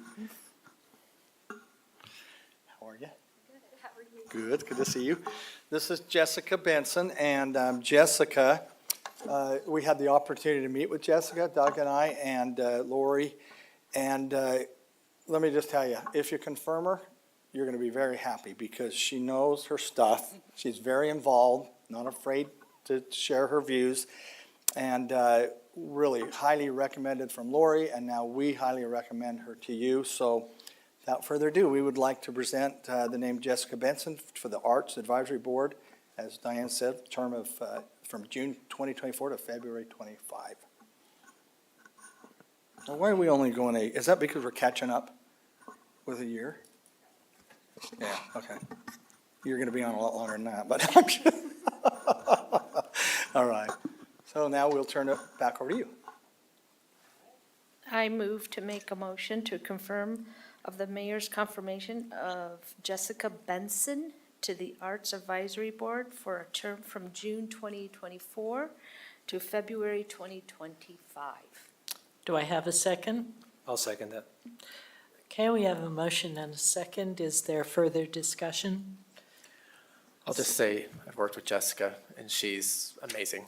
Like, she'll do really well in here. Like, we've worked on other committees together, and she's really, really good. But I do have one question for you. So you were on Project Runway? I wasn't on the I show. know, I was I know. behind the scenes. You were behind the scene. We have a neighbor, and I was wondering if he was there. When you were there, his name was Brandon Key, K-E-E. He was like second or third runner-up. Amazing, amazing stylist. But anyways, your information blew me away. Amazing. You'll be wonderful for the city. Congratulations. Thank you so much. I'm very excited. All right, Brooke, would you take the roll? Mr. Hawk, Aye. Mr. Pickett, Aye. Ms. Cotter, Aye. Ms. Turner. Aye. All right, you've been confirmed. Thank you so much for your willingness to serve our city.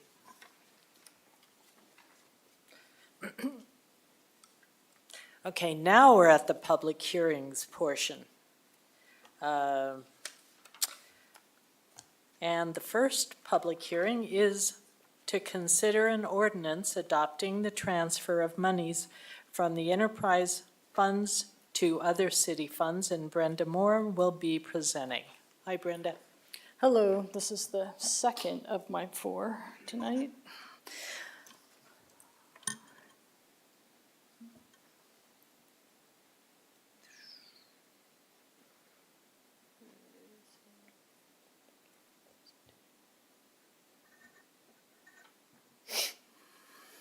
Those of you that have been on the council or come to all council meetings, you have seen this before.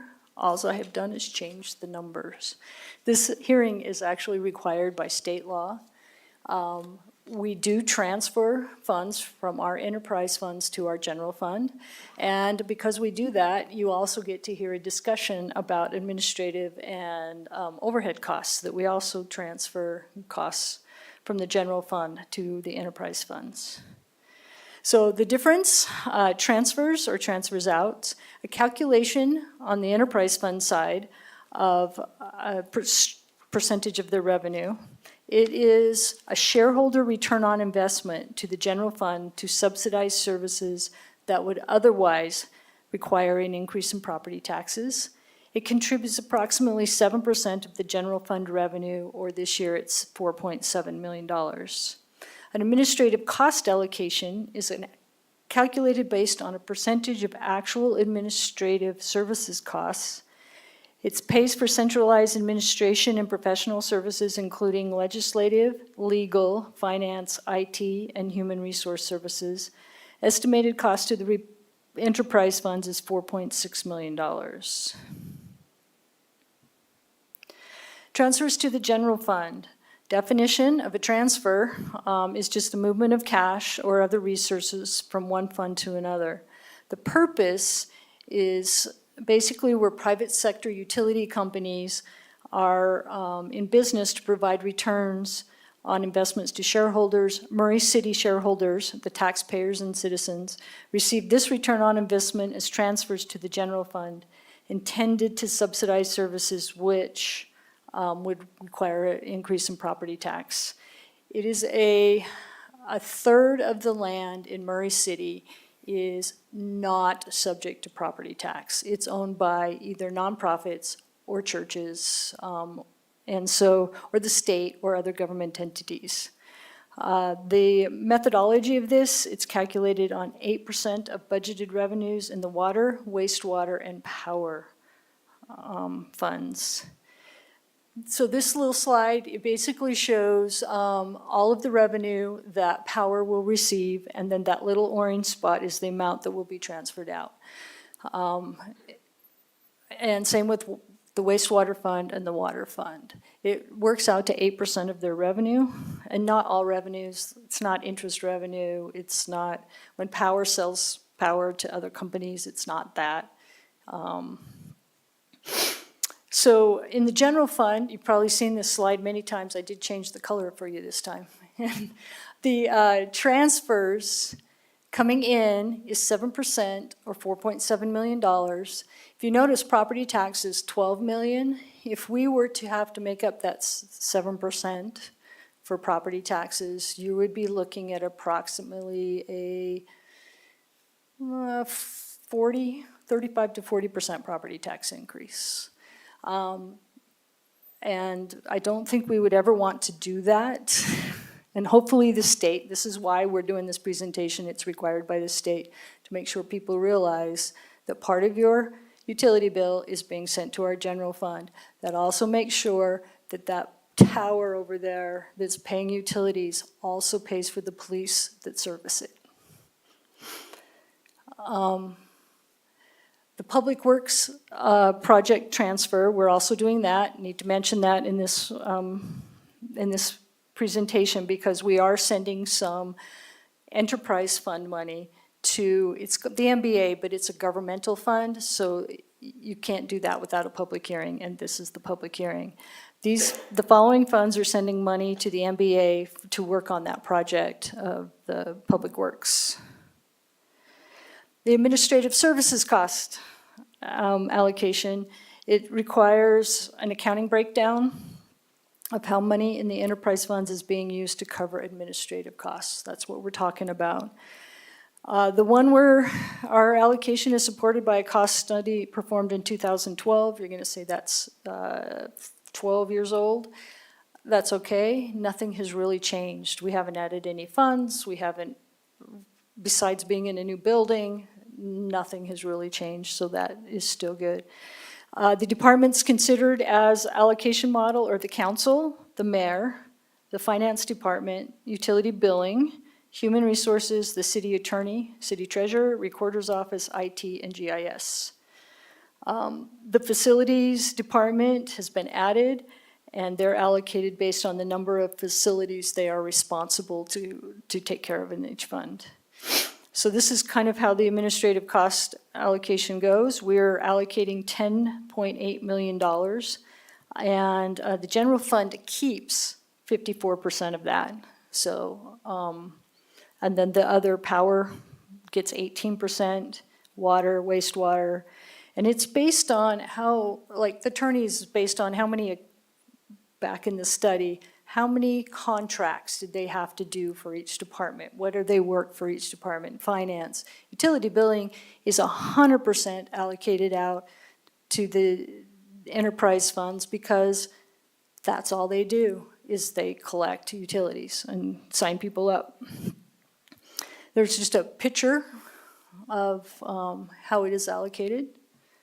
And that is it. That is what the state law requires me to do, and then we need to have a public hearing, and you need to approve or not the transfers. All right, very good. Thank you, Brenda. Since this is a public hearing, I will open the public comment portion of this hearing. So anyone who would like to make a comment on what Brenda just presented, now's your time.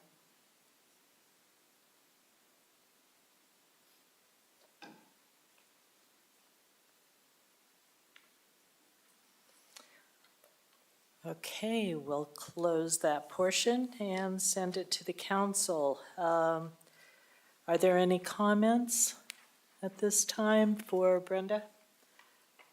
Okay, seeing none then. Brooke, would you, wait, I'll make it. first I would like a motion, thank you. I'll make a motion to approve the ordinance adopting the transfer of monies from enterprise funds to other city funds. Do we have a second? I'll second the motion. Okay, we have a motion and a second. Is there discussion on the motion? All right, Brooke, now would you call the roll? Sure. Mr. Hawk? Aye. Mr. Pickett? Aye. Ms. Cotter? Aye. Ms. Turner? Aye. Okay, that motion passes unanimously.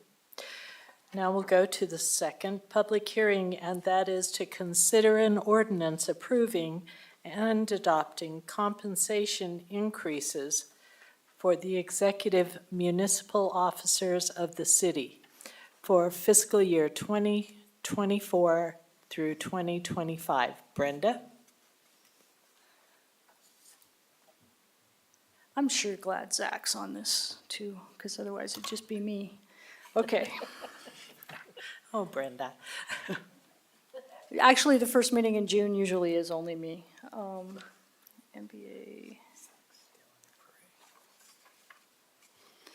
This is a new requirement by the state of Utah that we discuss all of the raises of the executives in the city. City attorney has determined that that includes all of the directors and their assistants, like the deputy police chiefs, the assistant fire chiefs, the street superintendent, those people. So that is why we are here. It's SB 91 with some amendments on it. Requires a public hearing to discuss our salaries. A pay increase. The pay increases have been discussed in the past as part of just the normal budget process. In Murray, everyone, all positions are on the Murray STEP plan. It covers all employees except for the city council, the mayor, judge, and the chief administrative office are all on the STEP plan. So any pay increases that we get as executives, except for those people, are part of this plan. If anybody wants to see what those steps are, they're out on our website under job descriptions and pay charts in the HR section. STEP plan details. Positions are assigned a step range based on value to the city and market. Pay ranges are divided by 12 incremental pay steps. The first 5 steps, if it's a merit, you gotta pass. There are people who do not get the step plan occasionally. is 5%. That's when you're new in your position, so you're learning a lot. And then step 6 through 12 is 2.5%. And then after that, you are what's classified as redlined, and then you only get the COLA adjustments. The whole entire range adjusts with a cost of living, and annual market comparisons are done, and we do biannual adjustments. The wage scale is adjusted if the job description changes. If you start supervising people, your wage scale will adjust. If you take on more tasks, the wage scale will adjust. Employees move to the next step at the anniversary or promotion date. By the way, I've been here, finance director for 5 years. I just got a raise today. I got my step from last year's budget. Advantages of this step plan are it provides very budget clarity to me and to anybody who's creating the budget. It reduces bias. You get put in a step, your raises are set. Doesn't matter if your boss likes you more or less than the guy next to you. It's where you are in the step plan. It addresses pay equity, rewards employees for years of service. It's transparent and very predictable to both the city and the employee. And the employees always know what raises to expect. In this budget, all employees are receiving a 3% cost of living adjustment, including council and mayor, and all employees receive their appropriate step increase at their next step date. Here's a very busy schedule of everybody that is classified as an executive. You can read across. It starts with what your pay is now. We'll get a 3% COLA on July 1, and then sometime in the next year, we will be receiving our step. And that is our step plan and the compensation, increase in compensation for our employees, executives. Any questions? Are there any questions from the council? Guess not. Thank you, Brenda. It's very thorough. Very thorough. Well, and now I think you have a public hearing and then. Okay, since this is a public hearing, I will open it for public comment.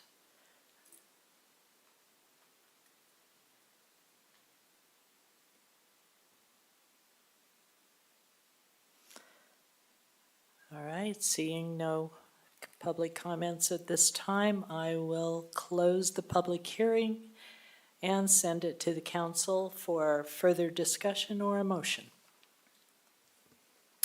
I'll make a motion to approve and adopt the compensation increases for the executive municipal officers of the city for the fiscal year 2024 to 2025. Do we have a second?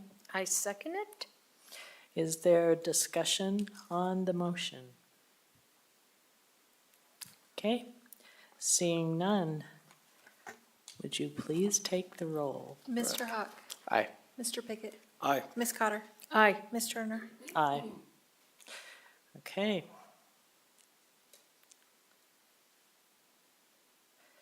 All right, we are now at the public hearing for the proposed fiscal year 2024 to 2025 budget. Brenda, one more time.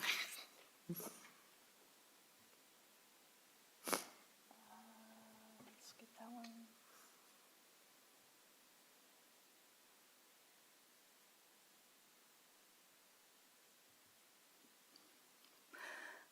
I'll go through this one really quick, since most of you have seen it before. So tentative budget, it was passed last week, so we will operate on that. The budget highlights, the general fund balance, I forgot to change that thing. We are actually using $2.4 million of reserves. There is a property tax increase of 5% on here. It's $24 on a $564,000 home. The average home price in Murray, according to the county assessor, went from $520,000 to $564,000 this year. So, yeah, so much for being affordable. Employees to receive a 3% cost of living, merit-based step program, the health insurance. We do have 7 new employees in this budget. Police officer, 3 paramedic firefighters, a fire inspector, marketing specialist, and a senior librarian. We did remove 3 positions, a HIDA coordinator, the chief communications officer, and an SSOD inspector. 8 position pay ranges were increased to be within 5% of the average market. It affected 131 employees, with 130 of those being police officers and firefighters. In other words, we adjusted the pay ranges to be competitive with the other cities. Just a quick fund summary. Some funds are using fund balance. The ones that are using fund balance are using them for capital projects. The general fund is using 2.2 million of fund balance. We will still stay above our 26% goal of revenue. The capital projects fund always uses fund balance. That is its job, is to work on increasing and maintaining the city facilities. Couple highlights: the library fund is increasing reserves. They're continuing to save for a new library, and they're remodeling their restrooms. Their roof, by the way, is being started next week, that they use the restroom money for this year. The central garage fund is using 100,000 in reserve. 63,000 of that is going to the MBA fund. Retained risk is using 425,000 of reserves. Their insurance premiums are increasing 35%. If anybody has checked their homeowners lately, yours is going to go up too. And part of using the reserves is that it smooths the cost out to the other city funds. The reserve lever is kept at 4 times our liability deductible. Enterprise funds, their water fund is using 950,000 of reserves. Capital projects include pipe replacements and 600 for tank maintenance. The wastewater fund is using 829,000 in reserves. Charges for services revenue has been increased 4% for the 3rd of their 5 rate adjustments that just took place. Capital projects is 1.3 towards the sewer line replacement and upsize project that's east of State Street, 5800 South to 60th. That's going to be about $3.7 million. Stormwater fund is increasing reserves. They are buying, or their revenue was increased 4% to align with actual collected. We do not have a stormwater increase coming in. We just have more people that we're collecting from. Capital projects, they are buying a street sweeper, and they're going to do a storm drain for the Cherry Street Jensen Lane. You go back on that. I can try. Once you pass, it's too late, huh? Yeah. Okay, there was water, it said 951 million. It should be 1,000. Look, that's what we thought, but we just want to make sure. Thank you. Sorry. I should really have somebody else proof my stuff late at night. Yeah. Solid waste, using 307,000 of reserves. They're purchasing a garbage truck for the Parks Department for 500,000. Parks is contributing 292,000 to that. The Murray Parkway Fund, or the golf course, is using 32,000 of reserves. They are no longer receiving an operation transfer from the general fund. They are still getting help with their equipment from the CIP fund. So their reserves are back into the positive, and if how many rounds of golf and the records they're breaking right now, they should stay that way. The power fund is using $4.2 million of reserves. The revenue has been raised 19% due to the second of 3 rate increases that will take place in August. Operating revenue is now above their, so the revenues are more than their operation expenses now by $934,000. And they have 5.2 million of capital projects have been budgeted.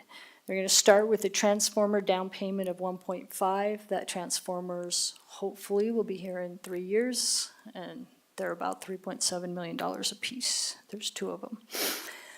General fund summary, using 2.2 million of reserves, we will stay above the 25% revenue projection that you, or target that you guys have set. The revenue from the property tax increase is $572,000.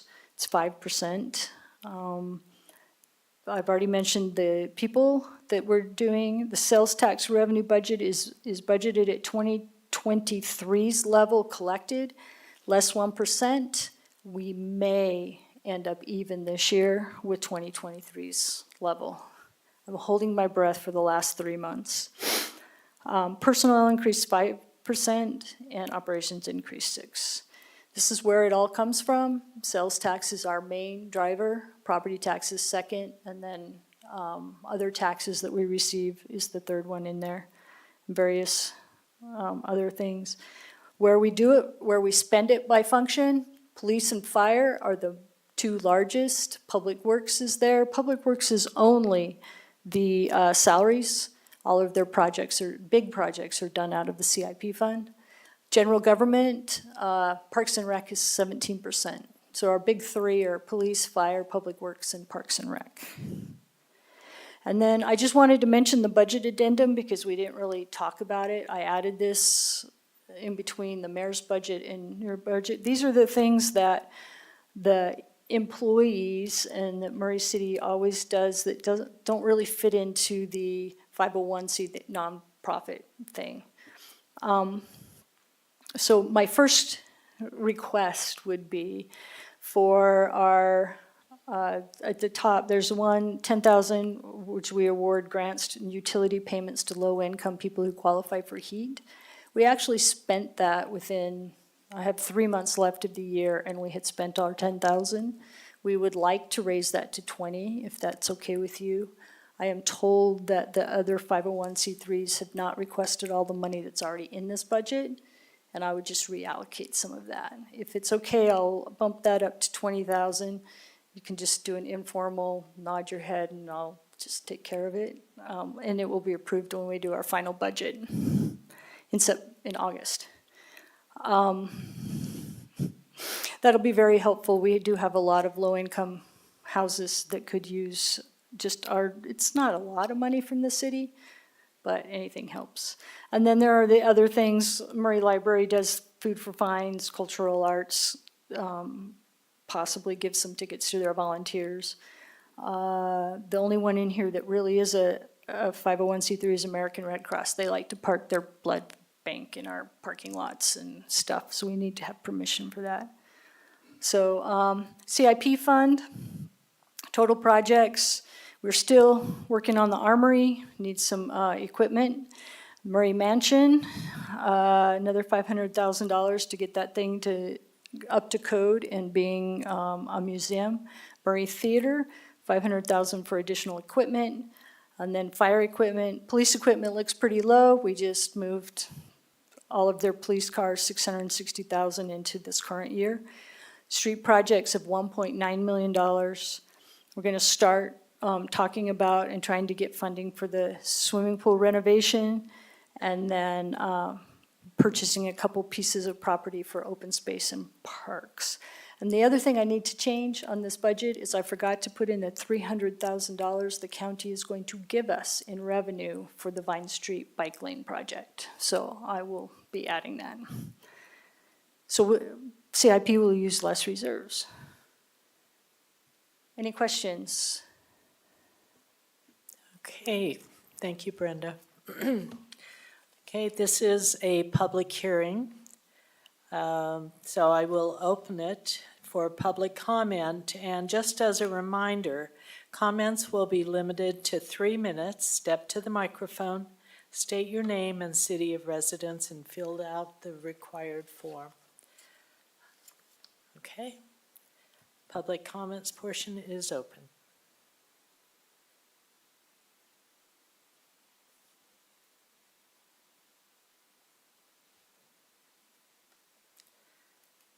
Okay, seeing none, I will close the public comment portion and send it to the council for motion or discussion. There's nothing to consider tonight on this because we have the Truth and Taxation hearing that will take place on August 13th Okay, to talk specifically about the property tax. okay. After everybody has received their property tax notice and knows that we are going to increase their property tax, they can come and talk about that then, and that's when we will adopt the final budget. So this is for information. This is for information. Okay, thank you, Brenda. So then we will go to number 4, which is to consider an ordinance relating to land use, which amends the zoning map from R18, single-family low density, to R16, single-family low/medium density for the properties located at 5991 and 6001 South Bellevue Avenue, Murray City. Zach Smallwood presenting. Hi, Zach. Hello, I'm back. That's a good thing. Yeah. All right, so thank you for having me here this evening. This is a request from Paul Dodge, like you'd mentioned, to rezone the properties at 5991 and 6001 South Bellevue Avenue from R18, which are 8,000 square foot single-family lots, to R16, which are 6,000 square foot single-family lots. The properties are located here just off of 59th and about Fashion Boulevard, so I think that's like about 3rd East. So Bellevue goes around and you have these two properties here. So as mentioned, these properties are located in the R18 single-family zone. Uses allowed in the R18 are single-family dwellings on 8,000 square feet, utility facilities, that sounds funny, charter schools, and residential childcare facilities. Conditional uses are like planned unit developments, telephone stations, parks, schools, churches, all that fun stuff. They are almost identical in the R16 zone, except the only difference is that they allow for 6,000 square foot lots instead of 8,000. But largely just the same permitted in conditional uses. Couple of the zoning standards here. On your left is the current zoning, R18. So with height, you have like 35 feet in the proposed. On your right-hand side, it's actually 5 feet lower. Front yard setbacks are a little bit lower, 25 on the R18, 20 in the R16. Rear yard is the same, 25. Side yard setbacks are 5 feet on either side. Parking stays the same, 2 spaces per dwelling unit. So you can see here, this is the Murray Burton Acre subdivision that was recorded in 1947. So these lots have been here for a long time. General plan indicates this as low-density residential. The R16 zone is classified under low-density residential. It's actually in both the low-density residential and medium-density residential. It's kind of a transitional zone, I would say. Findings, so general plan provides flexibility in the implementation and execution of the goals and policies based on individual circumstances. The zone map amendment from R18 to R16 has been considered based on the characteristics of the site and the surrounding area, and the potential impacts of the change can be managed within the densities and uses allowed by the R16 zone. The R18 to R16 does conform to important goals and objectives in the general plan and will allow for an appropriate small infill development of the subject properties. And the proposed zone map amendment is consistent with the 2017 general plan.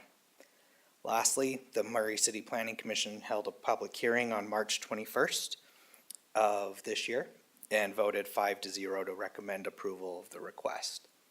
So with that, we are recommending that the City Council approve the requested amendment to the zoning map designation from R18 single family low density to R16 single family / medium density residential. Any questions I can answer at this point? Any questions at this point? Okay, does the sponsor want to comment? Paul Dodge, is he here? Yeah. He's here. Yeah, if he wants to come up, he's more than welcome. Okay.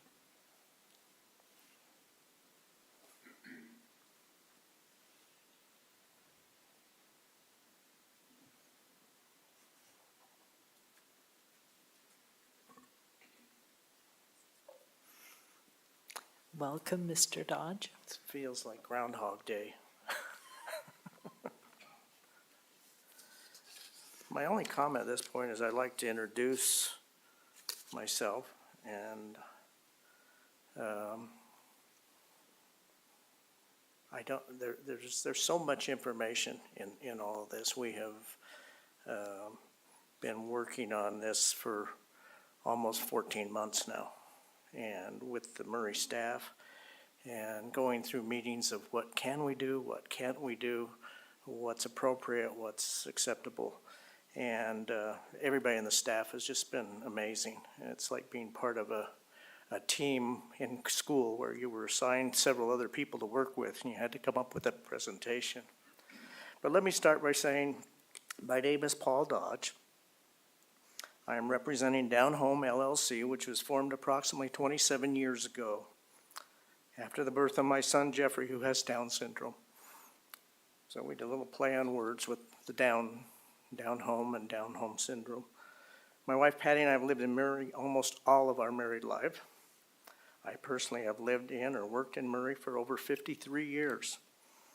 We have lived in various quadrants in Murray, including 25 years in the Walden Hills area and currently 13 years in Burton Acres.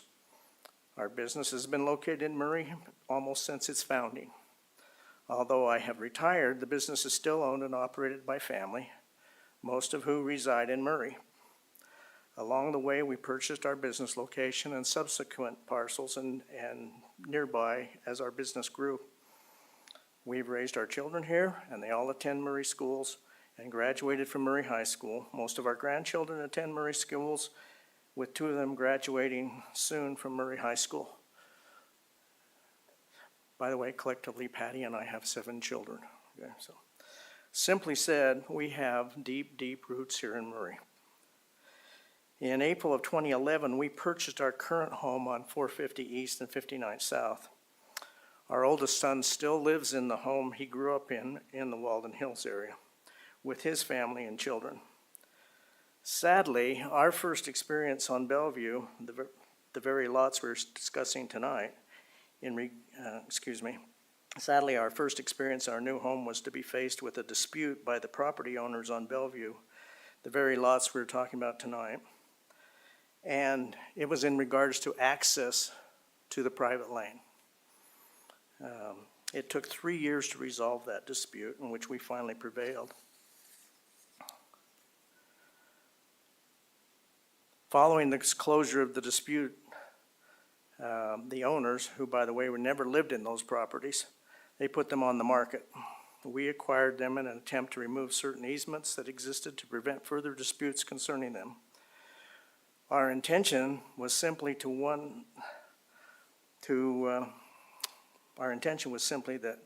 once one of the occupants moved, we would remove these easements and sell the property. Little did we know that the occupants had no desire to move, and so we had ended up holding up the property for the last 9 years. Sadly, one of the gentlemen who had become my friend, he passed away in April a year ago. The house has been vacant since. Although the house has a new roof, completely new mortar in the bricks, and new windows, it is basically functionally obsolete. It was built at a time when insulation was an afterthought, and it's less than 1,000 square feet. So as my wife and I discussed what to do with these 2 properties, we had several suitors who came over and visited with the Murray staff and came back with more questions than they got answers. And one of my wife and I's concerns was that because these properties are in our front yard, so to speak, on the private lane, we need to have some kind of say-so what was going to be put there. We didn't want something that just stuck out like a monument or was unattractive, didn't fit the architecture of the rest of the neighborhood, which is quite varied now. But against wanting to start a project, we went ahead and consulted with a good friend of ours who's here tonight, Sterling Tholen. Sterling built one of the homes that's in the Bellevue subdivision years ago. And we came up with a plan and met several times with staff, and this is the plan that we bring to you today. And we presented to the Planning and Zoning Commission, and frankly, there was an outpouring of dissent, which surprised me. Some of it had to do with the actual property and what effects it might have on the neighborhood. Another portion of it was just personal emotion coming out, unfortunately, and we just had to turn our heads on that. But I've spent so much time on these from the initial buying the property following the dispute, and it was more than a dispute, it was a protracted lawsuit. My head's full of information, and my question is, I don't know what information you want. So I'm gonna leave that to you to ask, but I believe it was Councilman Paul Pickett Acevedo.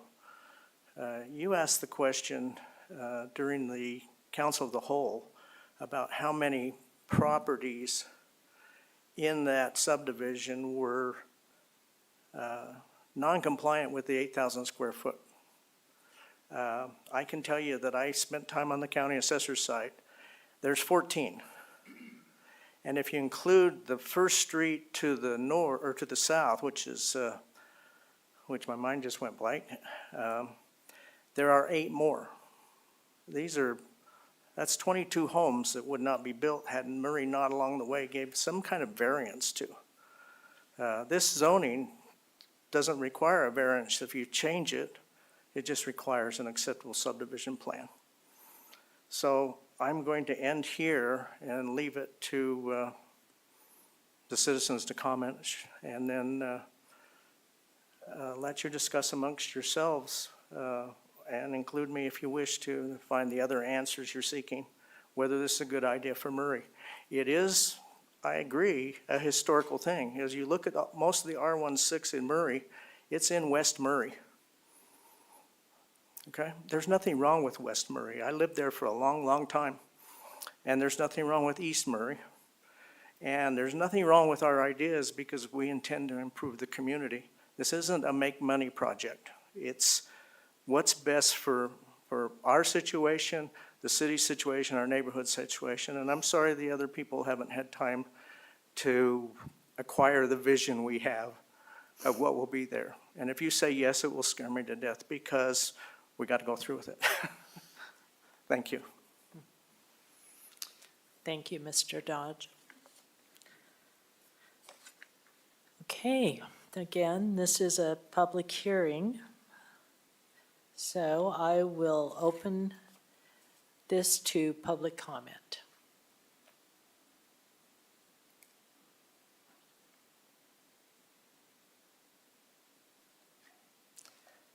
And Jennifer will let you know when your time's up.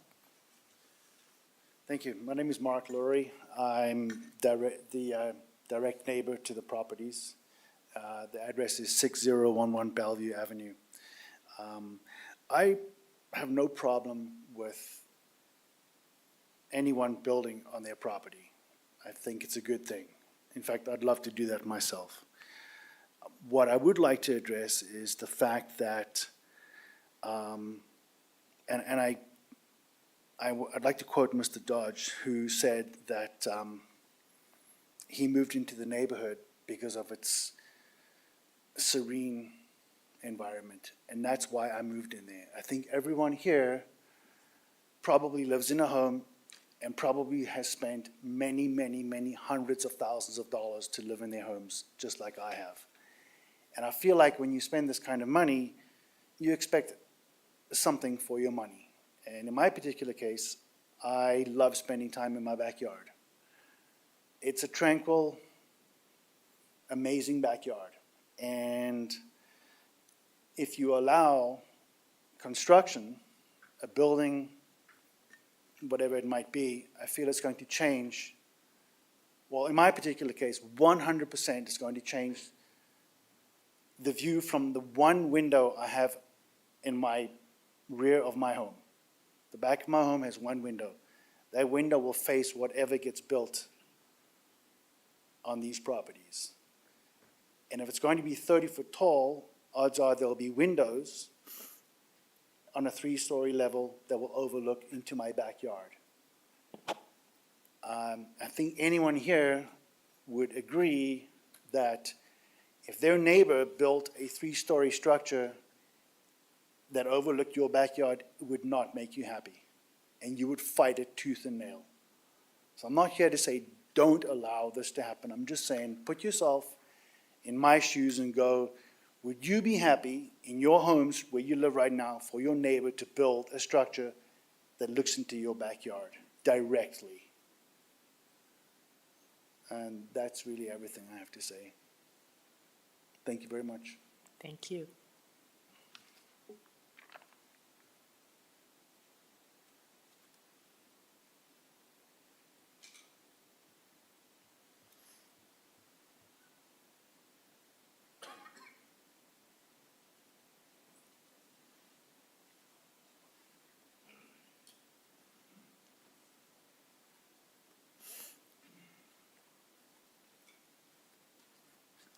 Hello, I am Joanne Hanson. I live about directly across the street from 5991.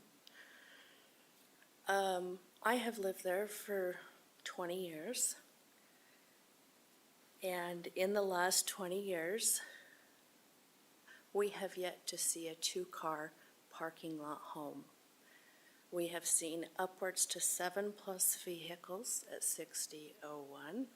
Joanne, could you speak up just a little bit? Sorry.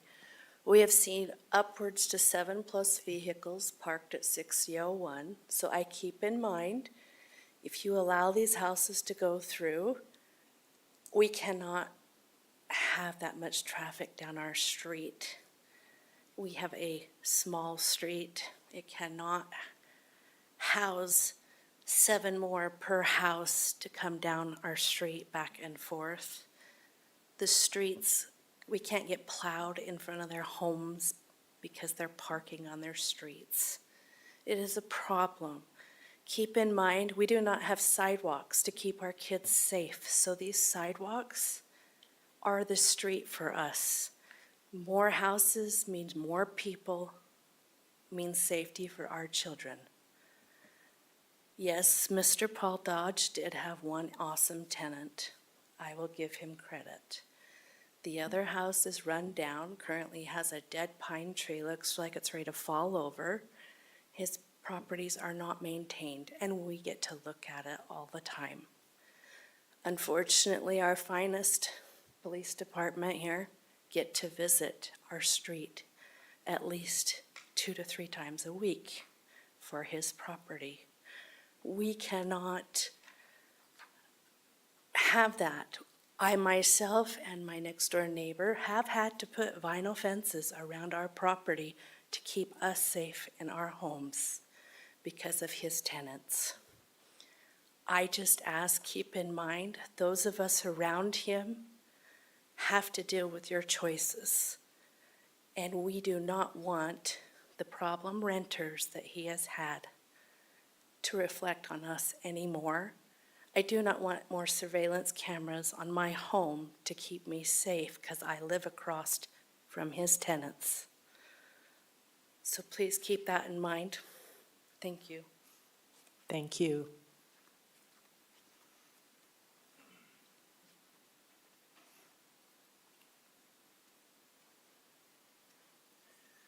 Hi, my name is Aaron Abeta. I live at 397 Bellevue. I wasn't expecting to stand today, but I just had to stand up and say that the 5-0 vote at the last meeting, I don't feel like was a proper representation of what actually happened. I understand that there was a 5-0 vote, but this room was filled with people that opposed. Murray citizens that have been here a long time. And I'm a Murray citizen, always will be. I grew up in the neighborhood. I have a home in there that that we love, that we're never selling. And I have 6 children, one that was just born a month ago. And we use that street. We don't want it busier. I have nothing against Mr. Dodge. He's a good friend of mine. He's a good man. And Sterling, he's going to build a great product no matter what it is. I know that whatever they build will be great and beautiful. Sterling built my home. And so I don't want the neighborhood to become busier. And I completely disagree with going R16 in our area of Murray. I think it'll change a lot of things for the negative, and I don't think that the positive will outweigh the negative at all. I mean, we have big lots. I personally have over 3/4 of an acre, and I will never subdivide, and I don't think that it's a good idea for people in that neighborhood with many big lots to have the ability to start cutting up Murray and subdividing. I really think that that would be a bad move.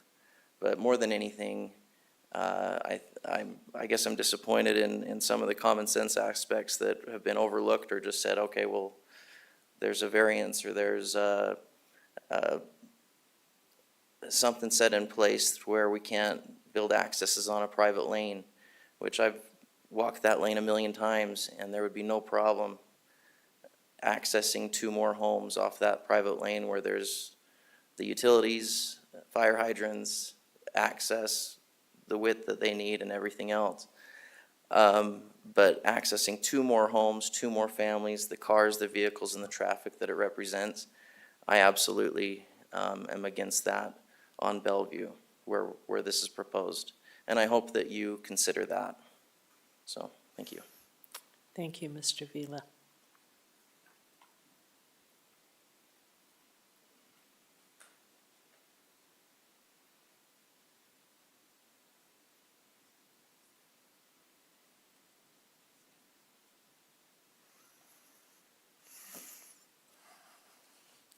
Okay. I will close the public comment portion and the public hearing and send it to the council for comments and a motion. I would like clarification. As I read the pages from the Planning Commission, are these homes planned to be sold or to be rented? That's my question. That was your question too? Yeah, that's my Okay. question. If Paul could come up and tell us Sure. that? Can, Mr. Dodge, would you? or Can Zach? we consider So that? before I have you have Paul come up, I caution that question. Okay. Because we cannot make decisions on whether somebody is going to rent or own a home. That's against fair housing laws. So I just caution that question before. I withdraw the question then. Okay. Okay. Zach, hold on, before you sit down, can you just say that one more time of why we're not considering whether it's a home rental or a home for purchase? Correct. So under the fair housing laws, both state and federal housing laws, public entities can't make decisions based on whether their housing tenure is what it really is called, whether they are renting a home or selling a home. So I often talk about this when we're talking about rezones to like a multifamily zone. We can't dictate whether it's going to be for sale product or a for rent product, because that could be bias against somebody that is a renter, something along those lines. So if we did, we're opening ourselves to litigation, potentially? You could possibly, yes. Okay. If you based your decision on that. You can base your decision on a lot of things, but that one specifically. But if it's purely for information, I mean, GL, GL, can do you want to you weigh on speak that one a little bit? So at this level, at the city council, we're getting down too far into the weeds. You're looking at a rezone, and a rezone is a very broad overview of what's allowed. And so when you get down to this, who's going to live there, you've gotten off track. Gotcha. So that's why we say this. So typically what happens in a zoning request is we have the applicant bring a concept plan to us and tell us, this is what I think I'd like to do. Not that they're tied to that, but this is what it could look like. That's concept level, right? At this point, we're just looking, does it make sense to go from R18 to R16? And where there's not a general plan amendment, you have a very difficult time overcoming that. So that's why we're trying to get down into the weeds, because this is a more broad overview. Your legislative decision is, should it be rezoned? Simple. So the other is not pertinent then? Okay, thank you. Any other questions I can answer right now? Okay.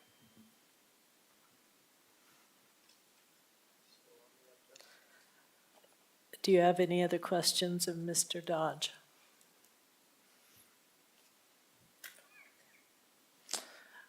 Okay, if there are no more questions or discussion, then I would appreciate a motion.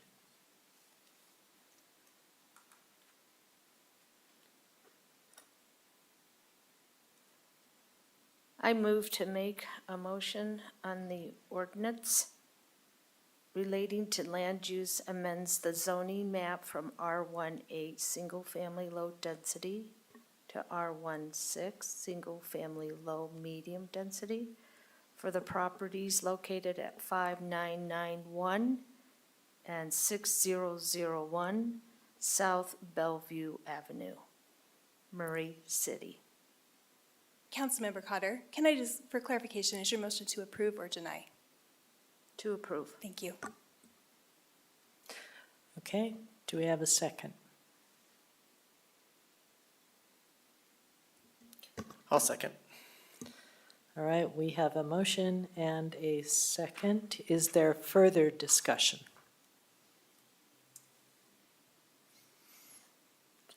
Okay, Brooke, would you call the roll? Mr. Hawk? So I'm going to explain my vote a little bit. I'm sympathetic to what we've heard, and I've heard a lot from citizens. I like to point out that this is a zoning request, not a code enforcement. So when we talk about parking issues and parking problems, and that's code enforcement, that's not zoning. So that's not weighing in our decision. It's what our attorney said. It's a question of, does this fit into an R18 or does an R16 fit in the zone? And with a lot of non-compliant homes that are already R16 compliant, it fits within the neighborhood and it fits in that area. So I'm a yes. Aye. Mr. Pickett? I'm also unsettled for this vote. I've read the arguments on both sides. I can see both sides of this request. I just don't feel comfortable, so I'm going to vote nay. Ms. Cotter? I've known Paul Dodge for many years, and I know what he's going to do is going to be very nice. He will take care of that neighborhood, and like we have said before, if you want to improve Murray, you've got to put your money to improve Murray in your area. So with that, I say aye. Ms. Turner?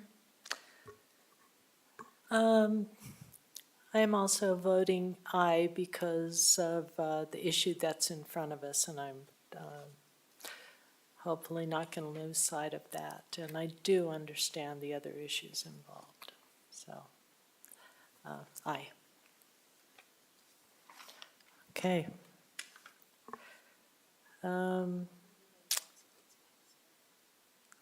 Oh, yeah, I will. The motion has passed, 3-1. Okay. Now we'll go to business items. And the first is to consider a resolution authorizing Murray City pickup of public safety and firefighter employee retirement contributions. Brenda Moore. So I have no presentation for this one. This is something we do every year. As part of the Tier 2, the firefighters and public safety are currently, would be required to pay 4.73% of their own retirement. All of the other cities, as it's allowed by law for the cities to pick this up and pay for them. And all of the other cities in the state basically have picked this up. So if we don't pick this up, we are no longer competitive. I doubt somebody would change police units because of this, or fire, but it might stop someone from actually getting hired on here if they actually thought ahead enough. Some people do, but this is just we have been picking this up ever since it happened. It's been a couple years. This is just a resolution to pick it up for this year. It does cost us approximately $300,000 and affects approximately 77 employees. Any questions? Any questions for Brenda? Okay. We've talked about this, so thank you. Every year we talk about this. Yes. So thank you again. And I would appreciate a motion. I move that we consider a motion to approve the resolution to pick up the public safety Tier 2 employee retirement contributions. I second it.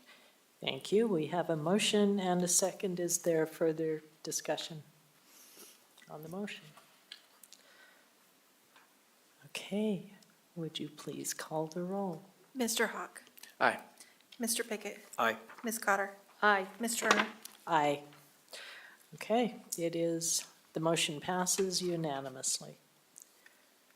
Second business item is to consider a resolution approving the mayor's appointment of a representative and an alternate representative to the Transjordan City's Board of Directors. Mayor Hales presenting. Thank you.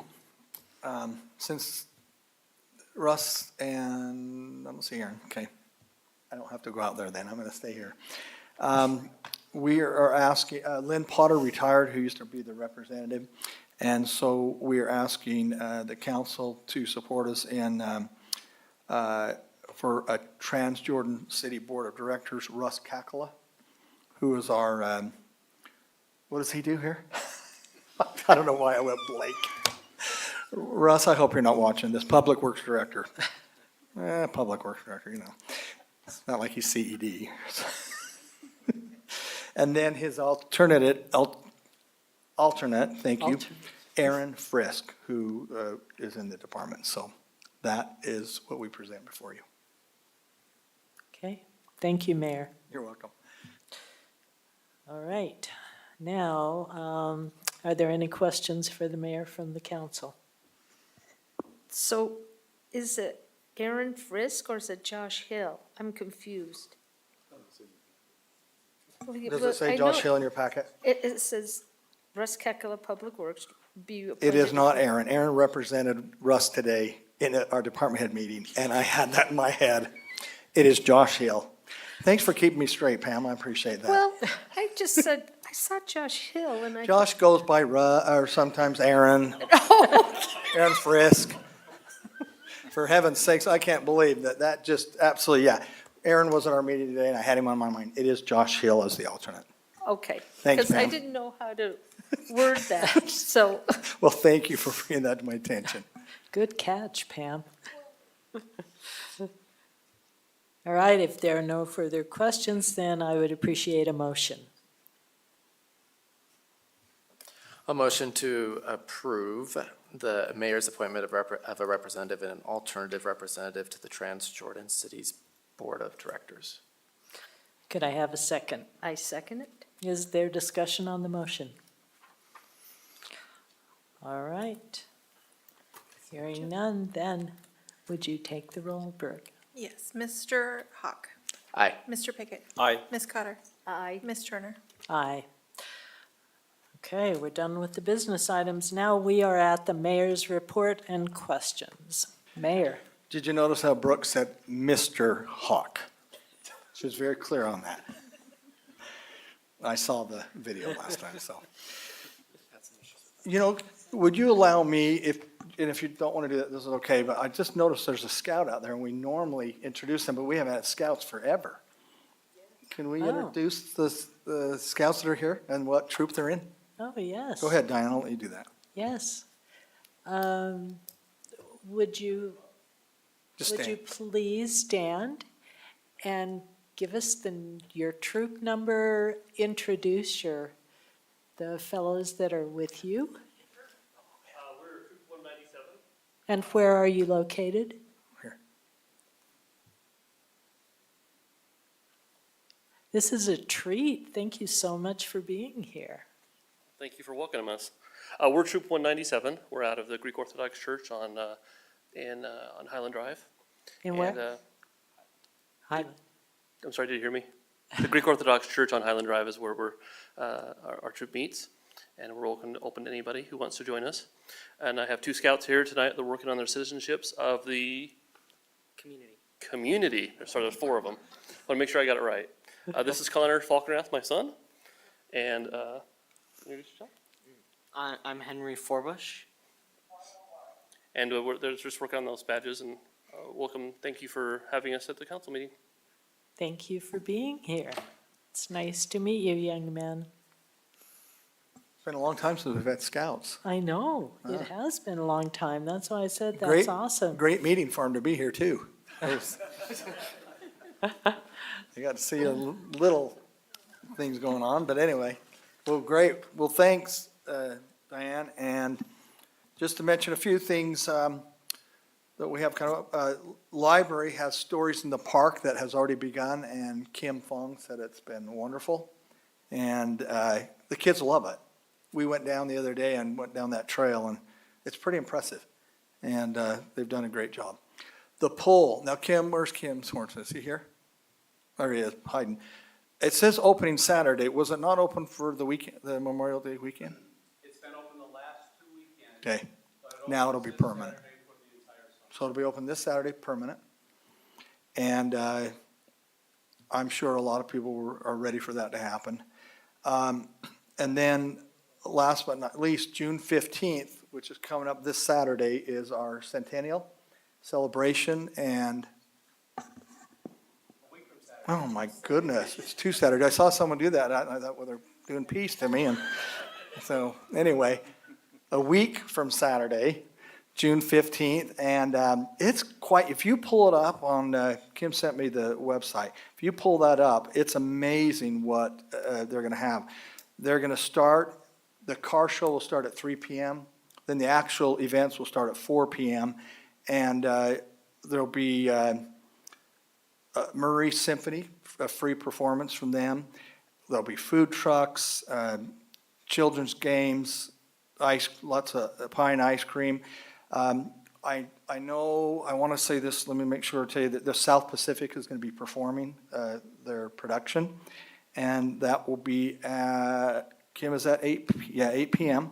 So that'll be at 8 p.m. That's free. It's the first, how many do we seat, 600? So a little over 600. So 600 people, and it's going to be really, Kim's got quite a ordeal going on. It's going to be great production, celebration of our 100 years, and then also there'll be a drone light show. I saw one a couple years ago. It was pretty impressive. So they're going to have a drone light show, and that's at 10 p.m. And so there's just going to be a lot going on June 15th. Again, car show at 3 and then everything else from 4 to about 10. So we would like to invite the public, the council, everyone. And if you've noticed, there's a billboard, which we haven't done before. Kim put up a billboard on State Street, and everyone, you haven't seen it, I can tell. You have. That's your area. It's about in front of that Fat Boys that used to be, I'm not sure what it's called now, the sandwich shop. It's like Ganados. Is that what it is? Yeah. And it's right there. And so it's exciting. I don't know if you saw the banners on the Murray Theater that tells that we're renovating. I said, Kim, that's a great idea. That's coming along. That's all I'm going to say. It's coming along. Well, I'll tell you, renovating is government's slow. And then on top of that, when you're renovating, it's slower.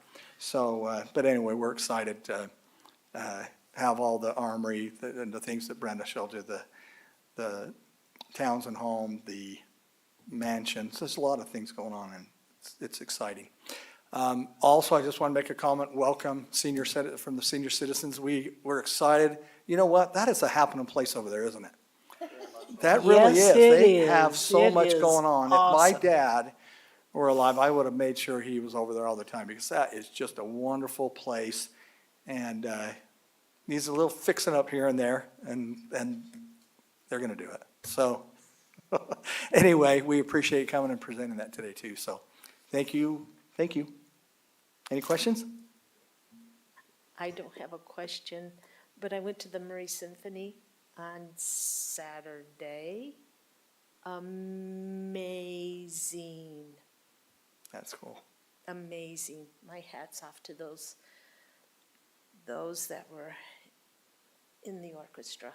Amazing. It was all 80s, and they did Phantom of the Opera, and I almost melted. It was that good. Thank you. That's great, yeah. Thank you, Mayor. Thank you. If there are no more comments or questions for the mayor, we are adjourned.